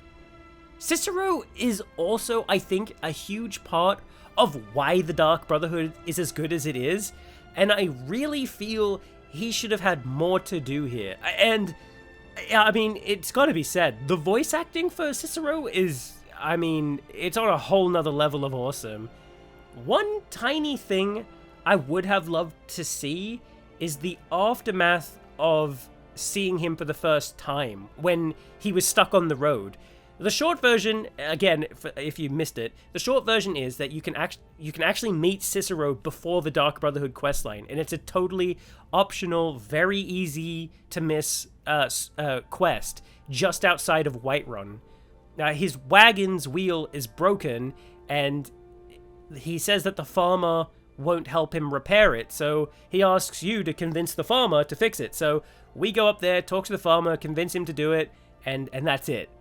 But what I would have really thought was be just like a slight nice touch is if you can return to that farm after you figure out who Cicero really is in the Dark Brotherhood, and you'll learn that Cicero actually killed the farmer and his wife. I know it's stupid and might have, I don't know, maybe it would have broken it, but I think it kind of would have like added to like how unstable he is, you know? Maybe showing that he is prone to violence earlier before he flips out. I don't know. It's just something like that would have been nice. The truth is, I don't have many notes on the Dark Brotherhood. The only real note I took was it just wasn't as good as Oblivion's Dark Brotherhood. You know, but that's a hard act to follow. It's pretty hard to, you know, raise the bar higher when you've already put the bar as high as it can go. It's also sad knowing how little impact killing the freaking Emperor had. You'd think doing it would cause some sort of massive event or causing the remains of the blades in Skyrim to flip out. I mean, I know that they're done protecting the Emperor, but, you know, still. I want more out of it. I want to sing its praises and say, wow, this is even better than Oblivion, but it isn't. Maybe that comes from playing Oblivion first. You know, maybe people who played Skyrim first say it's the best, you know, it's amazing, and then they go back and play Oblivion saying like, nah, this is shit, you know? There is no doubt it's got cool plot twists and set pieces, like seeing Astrid sitting on the bookcase, you know, that's a pretty iconic shot right there. But, I mean, that's just it. It's a series of neat moments, but that's about it. Now, it should be said that something you can do, which I actually didn't know was possible, but you can actually kill Astrid the first time you meet her, and that will actually give you another quest line to follow. And I won't spoil it for anybody who wants to actually try it out, but branching storylines, I love it. I love choices, so there you go. That's pretty neat. Anyway, let's move on. Okay, so the last two things I want to talk about is the Civil War and the Bards College. However, I'm not going to go too deeply into their stories. The Bards College, in my eyes, it's totally wasted and pointless. I mean, honestly, this could have been another fun, fully fleshed out questline, but it just sucks so bad, man. I think about all the cool things that may have happened in it. The one and pretty much only main quest is that you're sent off to find a book of verses so the college can basically hold a festival in Solitude. That's all well and good, but that's it. You go, you meet a friendly ghost who points you in the right direction, you get the book off his body, you fight an evil spirit, and return. That's it. I lost the footage of it, sadly, but... Anyway, you end up making up the verses, because the parts of the book are just gone, and honestly, it is funny, I won't lie. Some of the options you can pick are just absolutely hilarious. But I think it could have been better. Maybe you could get sucked into the book and you're forced to play along with the story and the verses in the book. And at key moments, you need to make one of 3 choices. And your choices make up the blank verses in the book. Think of the painted world from Oblivion, but a book instead that you're playing out the events of. The Bards College could have been more humorous than serious. We've had plenty of serious guilds with shocking moments and killing, but Bethesda could have made the opposite here, you know, like, subvert our expectations. They could have wrote out a story that's fully aware of what it is, maybe add in, like, silly prank-style quests like old frat house movies in, like, the 80s and 90s, you know? Something light-hearted and fun for the player to do. For example, picture having 2 Bards Colleges in Skyrim, and one of the missions is to go and steal the other Bards College mascot or something like that. I don't know. It could have just been some light-hearted fun, you know? But no, we get like 5 or so missions, and that's it. And heck, they're not even missions. Some of them are just... You literally go and get a drum or a lute or a flute, and half of those objects I literally had already, you know? As the Bards College stands, it's just not worth it. Honestly, I'd say just to skip the whole thing. In fact, it was so minor, I didn't even... This is the first time I even played the Bards College. I always forgot it was even there, but... That's all I want to say about the Bards College. There you go. Let's move on to the Civil War story, shall we? Now, I touched upon this a little bit when talking about the main story of Skyrim, but good God, is it wasted potential. I honestly... I don't have I don't have anything positive to say about this. I mean, look, I enjoy the political, like, intrigue and stuff. Like, that stuff is fun. I always find that kind of stuff really fun, like House of Cards or, actually, I'm struggling. The Bourne Identity? That's not really one, is it? That's espionage. The point is I enjoy, like, political intrigue, right? And it does have that, but other than that, I don't really have much to say. You can choose whether to become a Stormcloak, which is blue, or an Imperial, which is red, and that's pretty much it. Throughout its story, if you could even really call it that, you pretty much just... It just boils down to you bum rushing a Skyrim fort and fighting infinitely spawning enemies until the game just says, okay, that's good. That was plenty. Good job. Eventually, the side you're on will take those holds and you'll end up killing the leaders of either side of the Stormcloak or the Imperials, the leaders. But that's about it. It really is just blue versus red, you know, red versus blue. The more you do, the more the color changes across Skyrim. The reason I picked High Elf was because I wanted to see if that would affect how the native Nords would treat me, and if it would affect me joining the Stormcloaks. But it doesn't.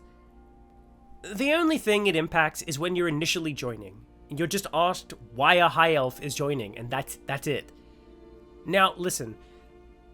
Some may find my opinions harsh, but for those of you who have only ever played Skyrim and love it, and for some reason have stuck around to listen to me talk about it for this long, I need you to understand something. I'm harsh not because I hate Skyrim. I'm harsh because I know what Bethesda is capable of doing. I've seen it all in Morrowind. Morrowind isn't a nice place to live, especially if you're an outsider. The land is harsh. Slaves are very real. Drugs, corruption, racism, it's all there. All of those things and more. Times in the real world have changed, and these days it is frowned upon to even say some of those words. Heck, chances are I might even get in trouble for saying them in this video. But Skyrim and its civil war reminded me a little bit of Morrowind. You go places and you meet the people. Some people talk about how their homes are being lost, sons or daughters dying, and that this war is ruining lives.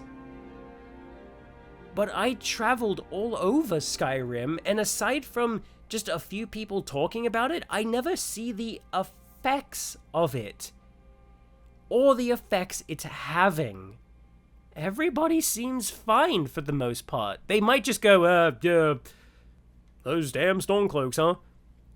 That's it. Now, I know somebody watching will point out, well, if you go here and speak to this person... No, stop. I'm not talking about one place. I'm not talking about one person. Heck, I'm not even talking about 1 or 2 places or 3 people. I want to see far, far more of it. I want to see some small villages ruined. I want to see the people in those villages at their wits' end because all the young people are gone. They're dead. You know? Falkreath kind of has that cemetery, and they say, oh, so many people have died, but I want to see that everywhere.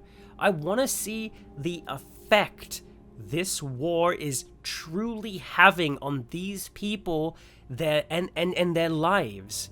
I want to see more of the Thalmor just being complete assholes, or even justifying their means.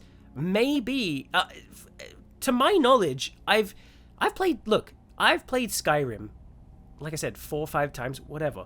I've played Skyrim a ton. But in that time, I've never seen the Thalmor portrayed as anything other than monsters. Maybe they're not, you know? I want to see some more of these conflicting things. Now, I know the point of Skyrim isn't the Civil War. It is the dragons.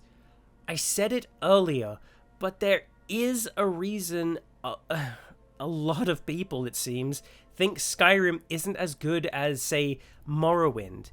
And it isn't just because things are being removed.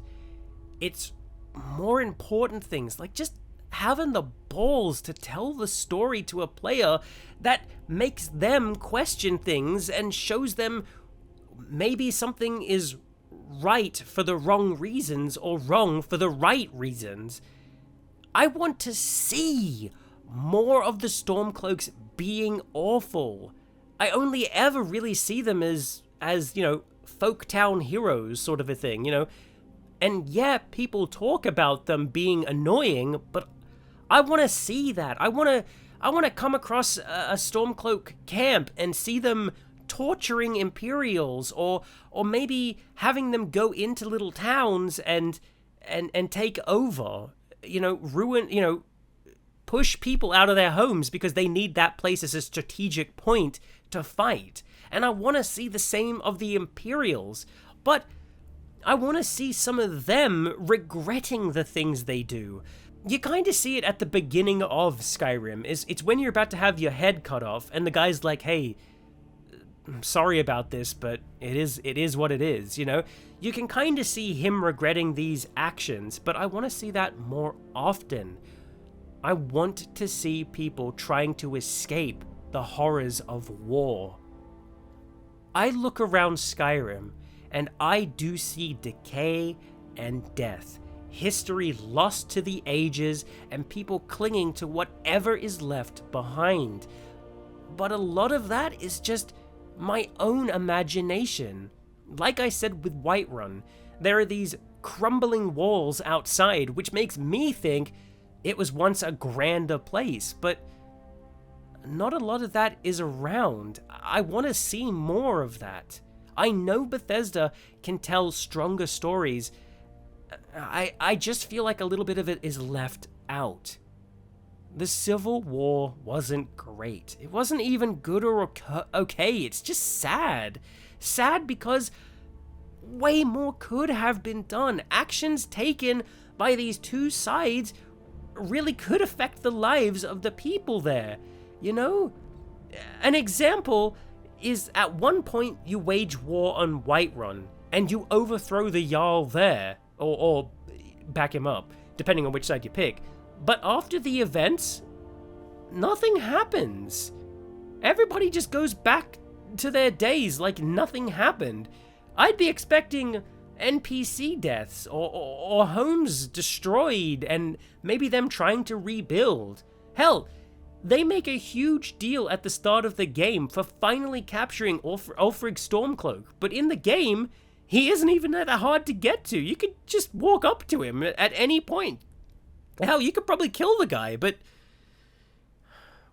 what? Oh, God, whatever. I might solely be alone on this. My thoughts here might have made people leave, but it's what I believe, and that's the honest truth. To me, the Civil War highlights a big problem with Skyrim, and I really believe it hurts the story overall. I ask you, if you took away the Thalmor, the Stormcloaks, and the Imperials, would you really notice? Not really. Skyrim would pretty much just stay the same. Yeah, okay, there are exceptions here. Let's just not nitpick, but you get what I'm saying, right? I do like the political aspect. I like seeing how both sides view the war. There are things like that here. It's just not enough to really stand on its own. It just kind of lets everything down. I'm sorry. I'm sorry if that upset anybody. I'm just trying to be honest. Now I'm depressed. Anyway, let's move on to the DLC, shall we? It starts out small at first. You hear a guard mention the Dawnguard here or there. Actually, a lot. Maybe you fast travel to Whiterun and you'll have vampires attacking you. You know, it's fine. It's not a big deal. Now you're 30 hours in. Those vampire attacks aren't so cute anymore, and the guards are now sick of saying, "Heard they're reforming the Dawnguard," and just literally straight up tell you, "Man, these vampire attacks are getting out of control. Somebody had better do something. Hint, hint, nudge, nudge, wink, wink." After all of that, you finally drop to your knees and shout at the sky, "I got the hint, thank you!" And then eventually you make your way over to the old fort near Riften to deal with the vampires once and for all by joining, of course, the vampire hunters known as the Dawnguard. The fort itself is it's actually rather big and impressive, just like the walk here as well. As soon as I make it to the entrance, a man stops me and tells me that if I'm here to join the Dawnguard, then I want to go inside and speak with the man there. So I pop inside and speak with the Dawnguard's leader, Isran. He seems rather on board with me joining up and tells me to head to a cave that some vampires have been sniffing around lately. So, as always, I do as I'm told and I check out this cave. Inside, I do indeed find some vampires, but it seems rather unclear why they're there. But as we push forward, we start to learn those answers. Or at least it would have been if I hadn't rushed into the battle and broke the conversation, but whatever. Either way, I continue forward and I'm actually forced to solve a little puzzle which causes a stone coffin to rise up out of the ground. It opens up and reveals a vampire inside. A vampire with an Elder Scroll. That right there made me raise my eyebrow a little bit, I tell you what. Anyway, this vampire is Serana. She wants our help in returning to her family home. I shrug and agree to help her. I mean, I need to know where this mystery is going. Either way, we escape the cave together and hightail our way over to her family home, a castle just off the shores of Skyrim. Once inside, everybody seems shocked to see Serana, which is nice, but I gotta say something here. What's the deal with vampires in movies and games and how messy they are? I mean, look at this mess. There's bones and blood and organs and rotting bodies all over the table, and people are just flinging stuff everywhere and just chewing down on people, and it's an absolute mess. Yeah, I get it. You're a vampire. You're evil and all that, but does becoming a vampire just make you, like, suddenly lose all of your table manners? I don't get it. Why is it always like that? Anyway, Serana reunites with her father, Harkon, who seems to be the leader of all these vampires. And he only really seems interested in one thing. Not his daughter, but the Elder Scroll on her back.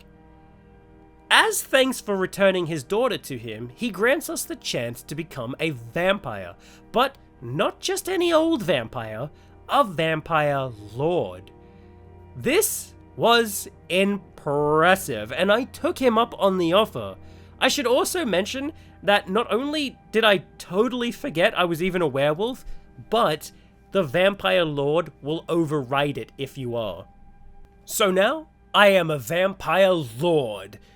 And I was kinda hoping for, I don't know, a party to celebrate, but no, Harkon just pulls me aside and explains that he believes in a prophecy written in the Elder Scroll in which vampires will one day gain power over the sun and no longer fear it. They will, in fact, blot out the sun. Only there is one slight problem.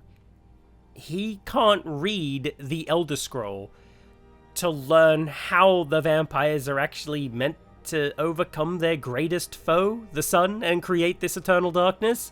So he wants us to locate the only people who can read an Elder Scroll, a moth priest.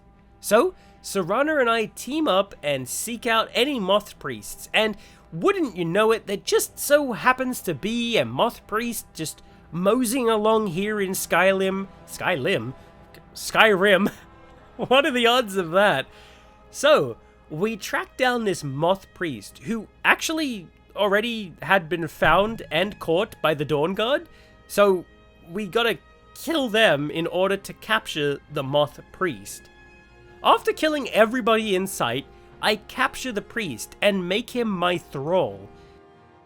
And the moth priest, Serana, and I all travel back to the castle and report the good news to our old pal Hakon. Hakon is indeed pleased with us so far, but he really wants to hear what the Elder Scrolls says, so we command our new thrall monk to read the scroll. What we learn isn't too much, in all honesty. We just know we need a bow called Oriel's Bow, but not only that, we need 2 more Elder Scrolls. Thankfully, I already have one of them from the main storyline, so that means we only need 1 more. Serana pulls us aside and explains that she actually knows where the last Elder Scroll is. It's with her mother. She doesn't tell us this earlier because she's starting to mistrust her father. She thinks helping him might not be the best thing in the world. And I have to agree with her. I've never met a vampire I can trust. Except Serana. Or like in the 4th. Or myself. Or the vampire lady who works in Solitude's castle. Or the millers I killed for the Dark Brotherhood. Aside from them and maybe 3 or 4 others, I've never met a vampire I can trust. So, Serana and I team up to find her mother. According to Serana, there is an unused garden in the castle, so we just pop on over, solve a puzzle, which I don't like this puzzle. It leaves too many questions unanswered, but don't worry, let's just move on. And we gain entrance to her mother's lab. Inside the lab, we find Serana's mother's journal. That was a mouthful. It seems she wanted to escape and hide in a place called the Solkern. Solkern? Solkarn. Solkarn. Solkern. Solkern? Kern? Whatever. Who cares? I've given up on pronouncing things a long time ago. We learn quite a bit about Serana's family here. In short, her mother and father had a bit of a falling out over the years. Her mother, sensing danger, locked not only Serana away with one of the Elder Scrolls, but herself as well. Her mother didn't want her father finding and gaining any more power. Anyway, we open a portal to the Solkern and go inside and look for her mother. The Solkern is, well, it's a sight to behold. It's here where the souls trapped in black soul gems go after their use. The place holds a beauty, but it also has a sense of dread and sadness. Serana and I travel deeper inside the Solkern until we eventually locate her mother. However, her mother isn't really pleased to see us. She believes we're putting her daughter at risk. Eventually, her mother explains to us that part of the ritual her father wants to perform to block out the sun requires a sacrifice of a pure-blooded vampire, which both her mother and Serana are. It's part of this reason she hid both herself and Serana away, and with Elder Scrolls as well. In any case, Serana's mother can't give us the Elder Scroll we came here to find because she's trapped here. There's a barrier surrounding her location which keeps her safe from those who rule this realm, but it also keeps a prisoner. She tells us that the only way to free her is to kill the 3 keepers in this realm. If we do that, she'll give us the scroll we seek. So, we pay a visit to each one of these keepers and kill them one after the other. When that's done, we return to her mother, fight an undead dragon, which kind of sounds cooler than it actually is, and get the Elder Scroll we came here to find. With all 3 scrolls in hand, we are now closer to learning the location of the bow we seek. However, both Serana and I agree that her father can't have this bow, so we decide to find the bow ourselves and more than likely kill her father. We now need to read the Elder Scrolls to learn the location, but our thrall monk is now blind. He confesses he wasn't fully prepared to read the Elder Scroll correctly, and that cost him his eyesight, but he tells us of a way to read the scroll safely. So, we travel to a cave, which just so happens to be here in Skyrim, make some butterflies in this cave follow us, which just so happen to be here in Skyrim, by carving some special bark from a special tree, which just so happens to be here in Skyrim, and now with these butterflies surrounding us, we can read the Elder Scrolls safely. All of that kind of sounds insane, actually, but it's still a beautiful cave. With the scrolls read, we now know the location of the bow, so Serana and I travel to its location. When we arrive, we meet up with a oddly pale elf named Gelabor, but this isn't just a regular elf. Oh no, this is a snow elf, the last of his kind. For those of you who don't know, the snow elves were said to be extinct, or at least they used to be. Now they're kind of called the Falmer, and there's a bit of lore behind that, and I'm kind of skipping over a lot. It's actually really interesting, but we'll put that stuff aside and continue. Gelabor knows we're here for the bow, and he'll even help us get it. But he wants us to kill his brother. He believes his brother was corrupted by the Falmer somehow, and is no longer his brother. We agree, and he goes on to explain that we not only need to reach his brother, but in order to do so, we need to follow the initiate steps. Doing this has us take a jug and fill up a jug with water at each way shrine we visit until we reach the castle, where we will then dump the water we got onto a seal, which then will unlock the castle door. Are you following me so far? It seems weird, right? But, well, it's actually funny you should say that, because Gelabor kind of agrees, which is, it's just kind of funny to me. So, we take the jug, visit each way shrine, fight 2 dragons, visit some more way shrines, battle some farmer, and finally empty the water into the special lock, which then opens the special door. Okay. Whew. Inside the castle, it's quiet. Too quiet. Falmer dot the rooms and halls of this place, but they're frozen solid, like macabre ice statues.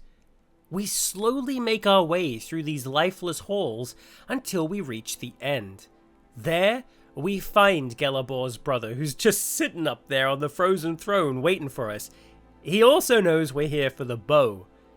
He brings some of the ice statues back to life, forcing them to attack us in an effort to kill me, but not Serana. He seems to need her for something. Serana and I fight our way through wave after wave of his forces. Eventually, he brings the whole ceiling down on top of us to kill us. We survive, however, and he flees outside. Serana and I corner him, and we learn that he's actually been turned into a vampire at some point. And feeling betrayed by his god, he decided to use the bow to wreak havoc on the world. However, the only thing he needed to succeed in this goal was the blood of a pure-blooded vampire. He needed Serana. It seems like everybody wants Serana.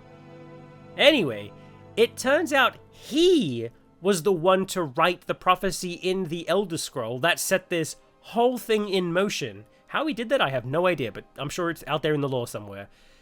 He begins his attack, but honestly, after everything we've been through, I just wasn't in the mood to deal with him, so I just Fusro darted him off the top of his castle and down to the icy depths below. With the deed now done, Gelabor returns to us, thanking us for killing his brother and giving us the bow.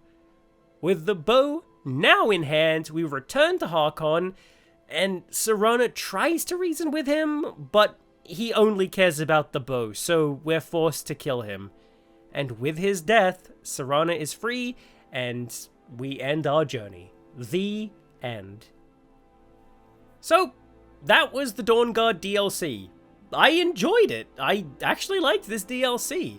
We get to explore some pretty neat new locations like the Soul Cairn, and eventually get to become a vampire lord.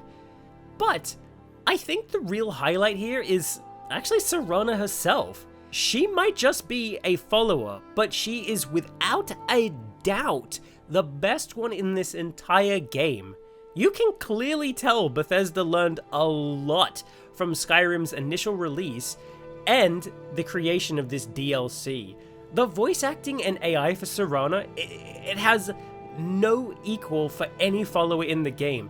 She is so good, in fact, that it really goes to show you how lacking the other followers are in this game. Now, things aren't all good here. I actually didn't like the Vampire Lord. I feel it kind of fell flat. Yeah, it is cool, and it gets its own perk like the werewolf, but I don't know, for some reason it just isn't as fun as the werewolf, which is kind of weird considering I called the werewolf boring. You know, you kind of just, I mean, you float around doing like lame attacks with your hands, or you could just get down on the ground and attack with your claws. Sometimes you can turn into a flock of bats, which, a flock of bats? Wait, what's a grouping of bats? A colony, I guess. There you go. You could turn into a colony of bats. Anyway, the Vampire Lord also, and more frequently, got stuck on stairs and doors because of how tall he is. Look, I think they did nail the look of the Vampire Lord. It reminds me a lot of the firstborn vampire in Underworld 2. I actually wonder if that was the inspiration. Appearance aside, I think the Vampire Lord also has another impact on the game. It makes all the regular vampires kinda garbage.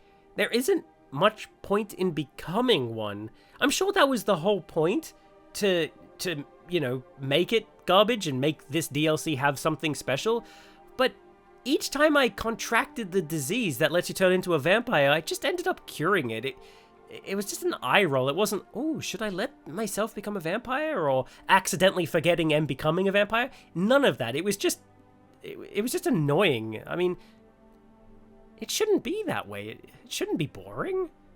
Normally, I try to find some way to fix these issues, but honestly, I'm kind of drawing a blank. I mean, sure, there are a few issues I can fix, like the lack of the first-person view, just like the werewolf has, but at the end of the day, I just didn't have any fun with it, so I couldn't be bothered to even think of ways to improve it. I mean, that's just my opinion, though. I'm actually curious to hear what you think about it. Did you like it? Or did you find it kind of lacking? I also found myself, I mean, this is just a slight gripe here, but I also kind of disliked the Soul Cairn a little bit. I didn't like the fact that there wasn't a proper world map. There's a local map, but I don't think I've ever found the local map ever useful. There's also, I really dislike collecting the soul husks for the merchant as well. The rewards are not worth it, even in the slightest. What I did enjoy was Jib. I mean, yeah. His quest is annoying and kind of reminds me a little bit of the Stones of Baranzaya, but it was nice to see him again, you know. He gets a little bit more lore and, you know, I mean, for those of you who don't know who he is, he was a character in Morrowind. It was just good to see the guy again, you know what I mean? Now, there's one more thing I wanted to bring up that is actually 2 thumbs up for me. It's choosing to side with the vampires or the Dawnguard. When I first played through this DLC back in the day when it first dropped, I actually had no idea you even had the choice. I thought you rescued Serana, became a vampire lord, and continued on like we just did. But no, you can actually choose to side with the Dawnguard. You return Serana to her father, but you refuse to become the vampire lord, and you get banned from the vampires, so you just go back to the Dawnguard and continue the story there. The fact that there are two sides to this story is just... that's what I've been asking for all this time. I know it can't happen all the time, but when it does, I mean, I'm so happy to see it. Anyway, that's all I have on my thoughts for Dawnguard. Overall, it was a good experience, even though it was slightly lacking here or there. But it is what it is, right? Let's move on to Dragonborn. So, you're off exploring Skyrim when suddenly 2 people wearing strange robes and masks approach you. They claim you're a false Dragonborn, you're just some sort of cosplayer, and claim to be sent here by a Lord Miraak, before they try to kill you. Naturally, you ain't having none of that, so you just sit back and watch the entire townsfolk of Riverwood beat them to death for you. After they're dead, you search their bodies for clues. You find a note and read it. It seems they came here from Solstheim. Curious why somebody would want you dead, you decide to go there and find out for yourself. We head over to Windhelm and book passage on a ship and sail over to the island of Solstheim. I'm gonna butcher that, I apologize. It's been a while since we were last here on the island. In fact, it was back in Morrowind for the Blood Moon expansion. And I gotta say, it's looking nice. Anyway, when we're docked, we're met by a man who wants to know why we came to the island. We tell him we've come here looking for this Miraak guy and ask if he knows him. The man seems taken off guard. He isn't sure if he's heard that name somewhere before, but he's sure he has, and that it has something to do with the Earth Stone. Something clearly is wrong here. In any case, he allows us to stay on the island. We head over to the Earthstone and ask around about Miraak. The people there swear they know their name, but aren't quite able to figure out who it is, or where it is that they've heard of it, or even how they know the name. But thankfully, we do learn that the answers we seek are at a temple outside of town. So, we work our way over to this temple. When we arrive, we find a group of people in some sort of trance, chanting and building the temple. We also find a young woman named Freya there, who is trying to snap her people, the Skull, out of said trance. She explains that Miraak is behind this weird brainwashing effect on the people here on the island, and that they are forced to build things in the name of Miraak. We decide to team up with her and stop Miraak. Together, we travel deeper into the temple, fighting cultists as we go.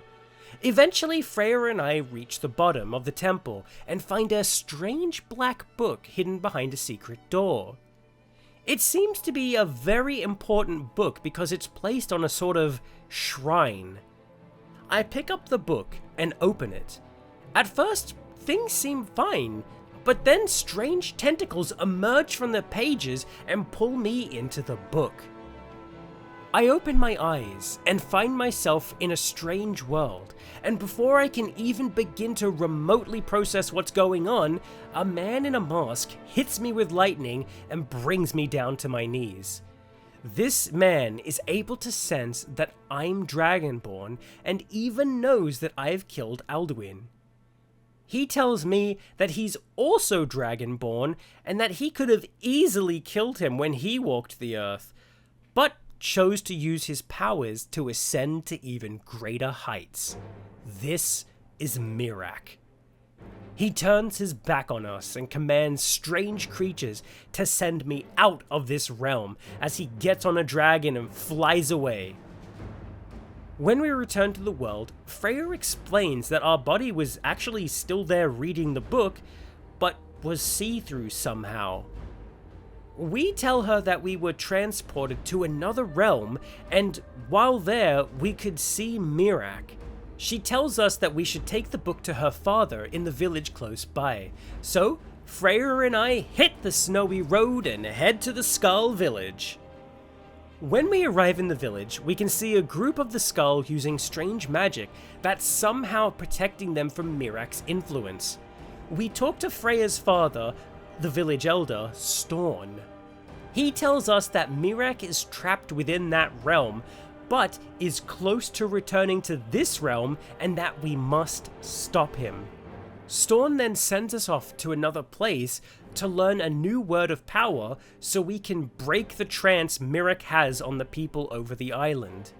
Once we learn this new shout, we travel to each stone pillar and free all the people there from that influence they're under. Once that's done, we return back to Storn, who tells us that a wizard named Neloth might know more about the black books on the island, or where to find them. So, we travel to Neloth's magic mushroom house, which I can't lie, I really loved the look of, and it seriously reminds me of Morrowind. Anyway, we speak to Neloth, and he does indeed know the location of a black book, but as it turns out, he needs our help to get his hands on it. The black book is locked away in a Dwemer ruin close by. He and I travel to the ruin and get to work opening a very interesting safe to get the book. It takes a little while to unlock the safe, but after a little bit of time and some puzzle solving, we're able to finally unlock the safe and get the book. With the book in hand, Neloth kindly lets me read it first, and I'm sent back into that strange realm. This time, I'm able to really take it in. The sky is made of these glowing shades of green, and weird black water seems to move on its own. Pillars of books are stacked high, and the shapes and everything just seem wrong. This place is without a doubt equal parts mesmerizing, beautiful, and haunting. I make my way around the halls that move on their own, see fleshy gates and new terrifying monsters, and I work my way past all of these things until I find another giant black book. As soon as I open this book, I'm greeted by Hermaeus Mora, a Daedric prince of knowledge. He knows who we are, well, because I did a mission for him earlier, and also explains that this realm is his realm, the realm of Apocrypha.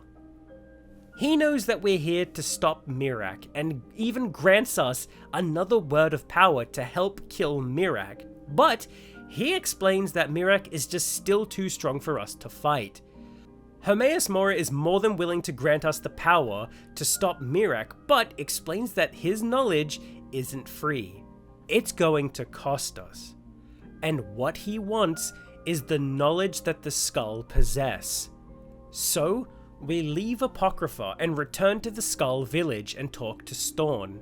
He agrees to give up their secrets so that we can stop the bigger threat of Miraak. Storn opens the Black Book, and Hermaeus Mora manifests himself into this realm. He wraps his tentacles around Storn and kills him by jamming a tentacle into his head and sucking out all the knowledge. Hermaeus Mora grants us the power we need to fight Miraak, and then he just pieces out. We open the Black Book once again and travel to Apocrypha. This time, we are here to kill Miraak, once and for all. I won't lie, it took a while to travel through this giant maze that is Apocrypha, but eventually I made my way to the end, and as I do, a dragon flies up and begins to talk to us. He acknowledges us as a powerful Dragonborn and agrees to take us to Miraak. So, we climb on his back and ride the Dragon Express. we fly all over Apocrypha, killing any enemy that gets in our way, until we finally reach Mirac. This guy doesn't seem impressed at all about our newfound power, but I run forwards towards him with my giant hammer in hand and bring that sucker crushing down on his face. He teleports himself away and summons a dragon to his side. When the dragon arrives, he sucks the soul right out of the dragon, killing it and restoring his own power. I call him a dirty cheater and charge him once again. I bring the full force of my hammer down upon his face once again, and he stumbles backwards and teleports away again. Mirac summons another dragon, and he chows down on the soul of the dragon. At this point, I threw my hands up in the air, and I just wished a referee would come in and just call him out on his massive cheating. Mirac tried to bum rush me while I was just sitting there, just spitting and shouting and screaming for the referee, but you know what? I was having none of that, and I hit him in the face with my giant hammer, which made him teleport away yet again and start sucking down on a relaxing cup of Dragon Soul con leche. I'd had enough of Mirac's tricks, and I beat him with my giant hammer, but again, that slippery son of a gun got away. However, this time Hermaeus Mora grabbed him and jammed a tentacle right through his back and called him out on his cowardly cheating in this very fair fight. I thought he was gonna serve him a slap on the wrist or, tell him to do 30 hours of community service, but hell no, Hermaeus Mora couldn't stand cheaters and he just vaporized Mirac. And with Mirac now dust, I could rest easy, and so could the land of Solstheim. The end. Well, hot damn! The Dragonborn DLC was one heck of a roller coaster ride. And I'd say it blew Dawnguard way out of the water in terms of awesomeness. I really did have a good time with this one, and returning to the island of Solstheim was really wonderful. I never could truly enjoy it until right now.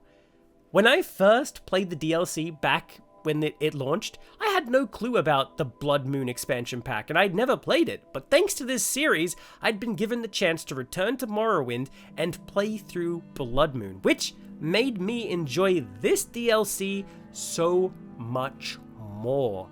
I can honestly say that anybody who has never played Blood Moon is seriously missing out on all the calls back to it in this DLC. There are a lot of references here, and so much of it would fly over your head and mean nothing to you.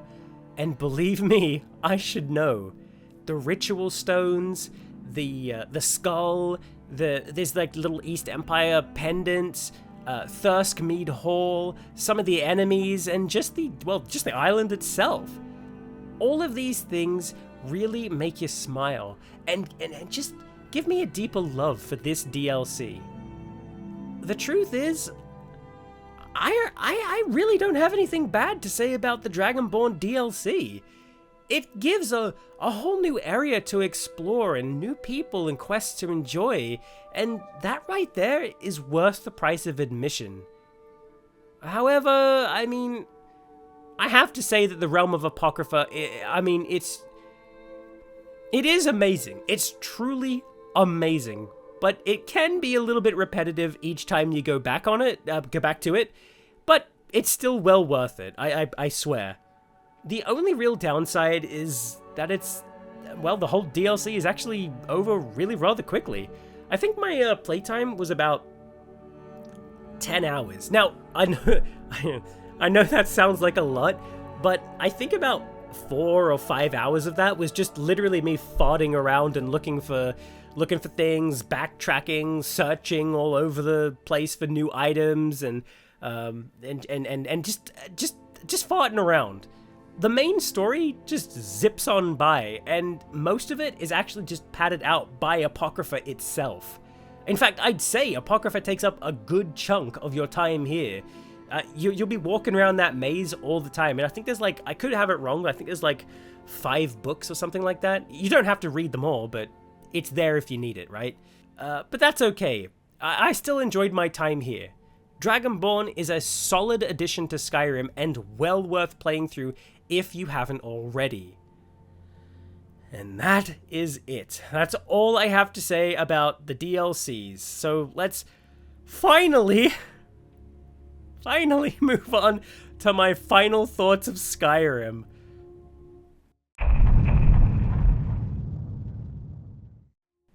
This video about Skyrim, it was hard for me to make, and the truth is, I went through so many emotions while playing through the game itself. I actually thought I'd have a deeper love for Skyrim.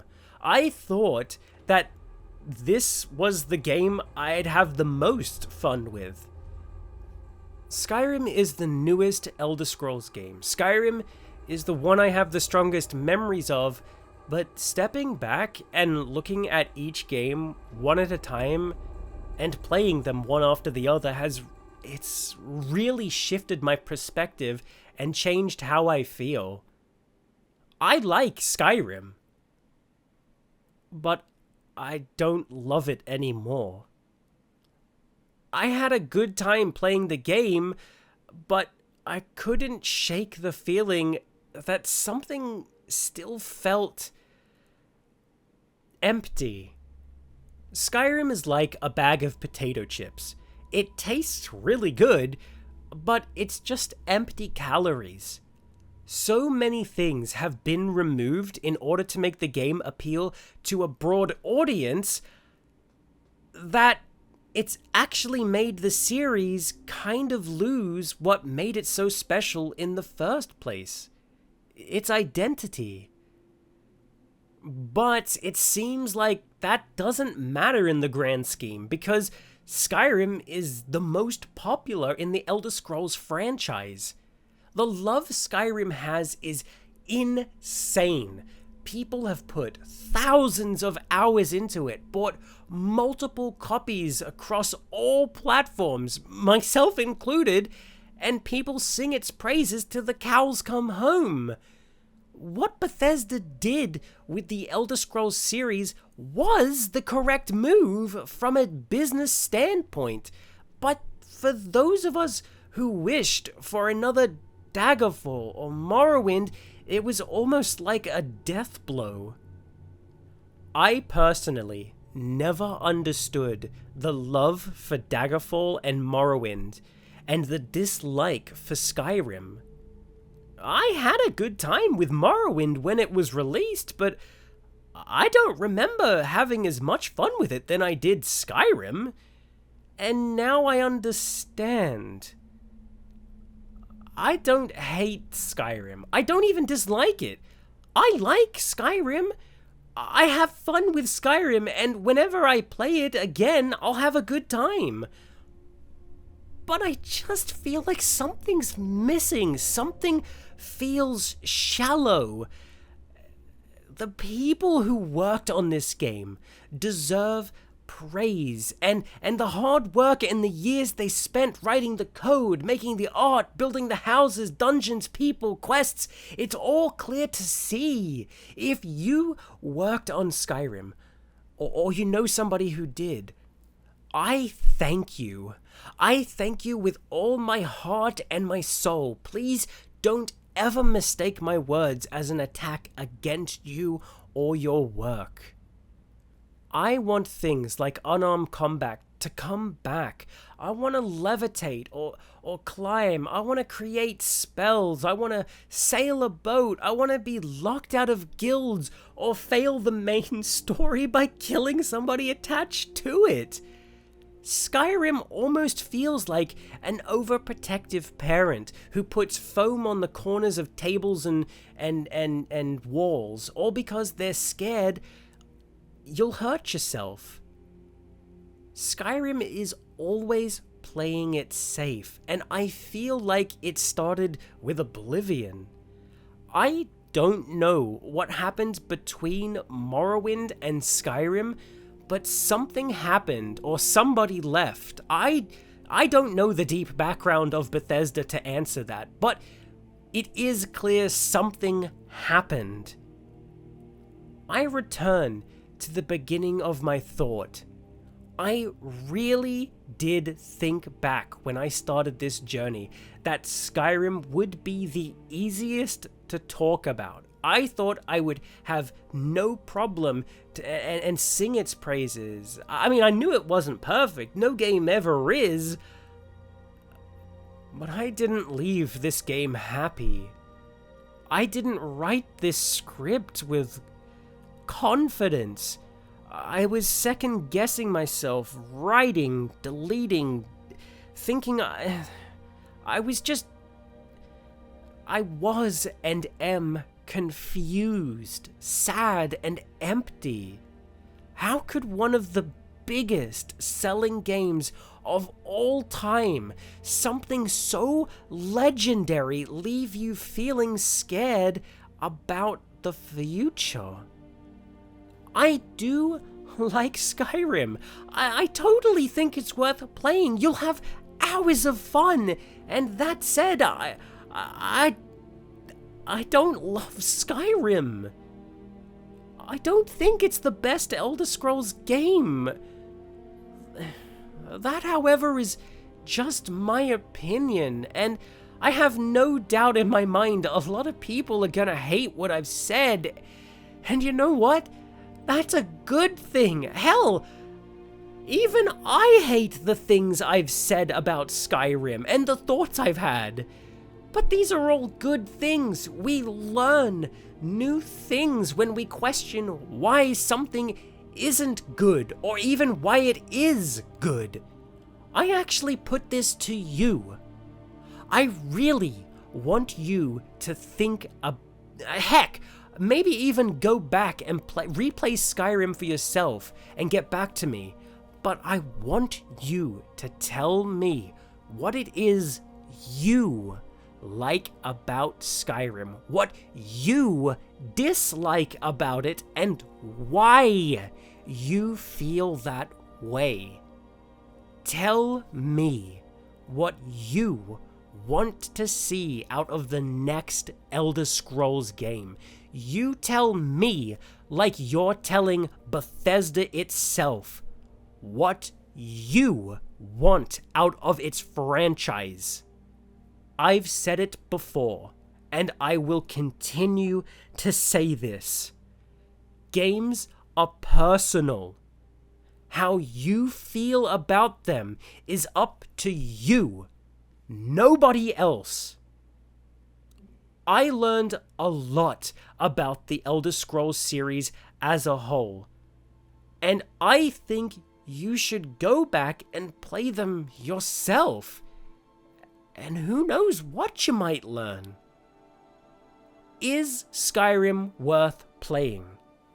Yes, absolutely, totally, but I personally think I'll be returning to Morrowind with mods next time. I feel the urge to play an Elder Scrolls game. This video was so long, so super long, and it actually took a lot out of me. But I said what I wanted to say, and yes, some of my thoughts are just discombobulated, and it comes from rewriting this script and deleting stuff, and anyway, if you've stuck around until now, thank you so much, and I hope you were entertained in some way. Please tell me if you were and what it was you liked. I think I need to go crack open an ice-cold Dr. Pepper and just let my mind unwind. This was way harder than I thought it was gonna be. But, for whatever it's worth, I am having an absolute blast making these videos. I didn't think I would, and I didn't think anybody would care about anything I have to say. I didn't think anybody would want to hear me, but gosh darn it, you're all here, and I hope I didn't scare anybody away. I hope I made you smile a little bit. That's the whole goal. But anyway, Up next is Vampire the Masquerade Bloodlines. It was something I actually wanted to check out because I thought would make a really fun video. So, hell, I've got some personal history with it, and you all seem to kind of actually enjoy that, so there you go. I hope you'll join me for it. Until then, take care of yourself, and I wish you nothing but the best of luck in life. Peace out, my pals.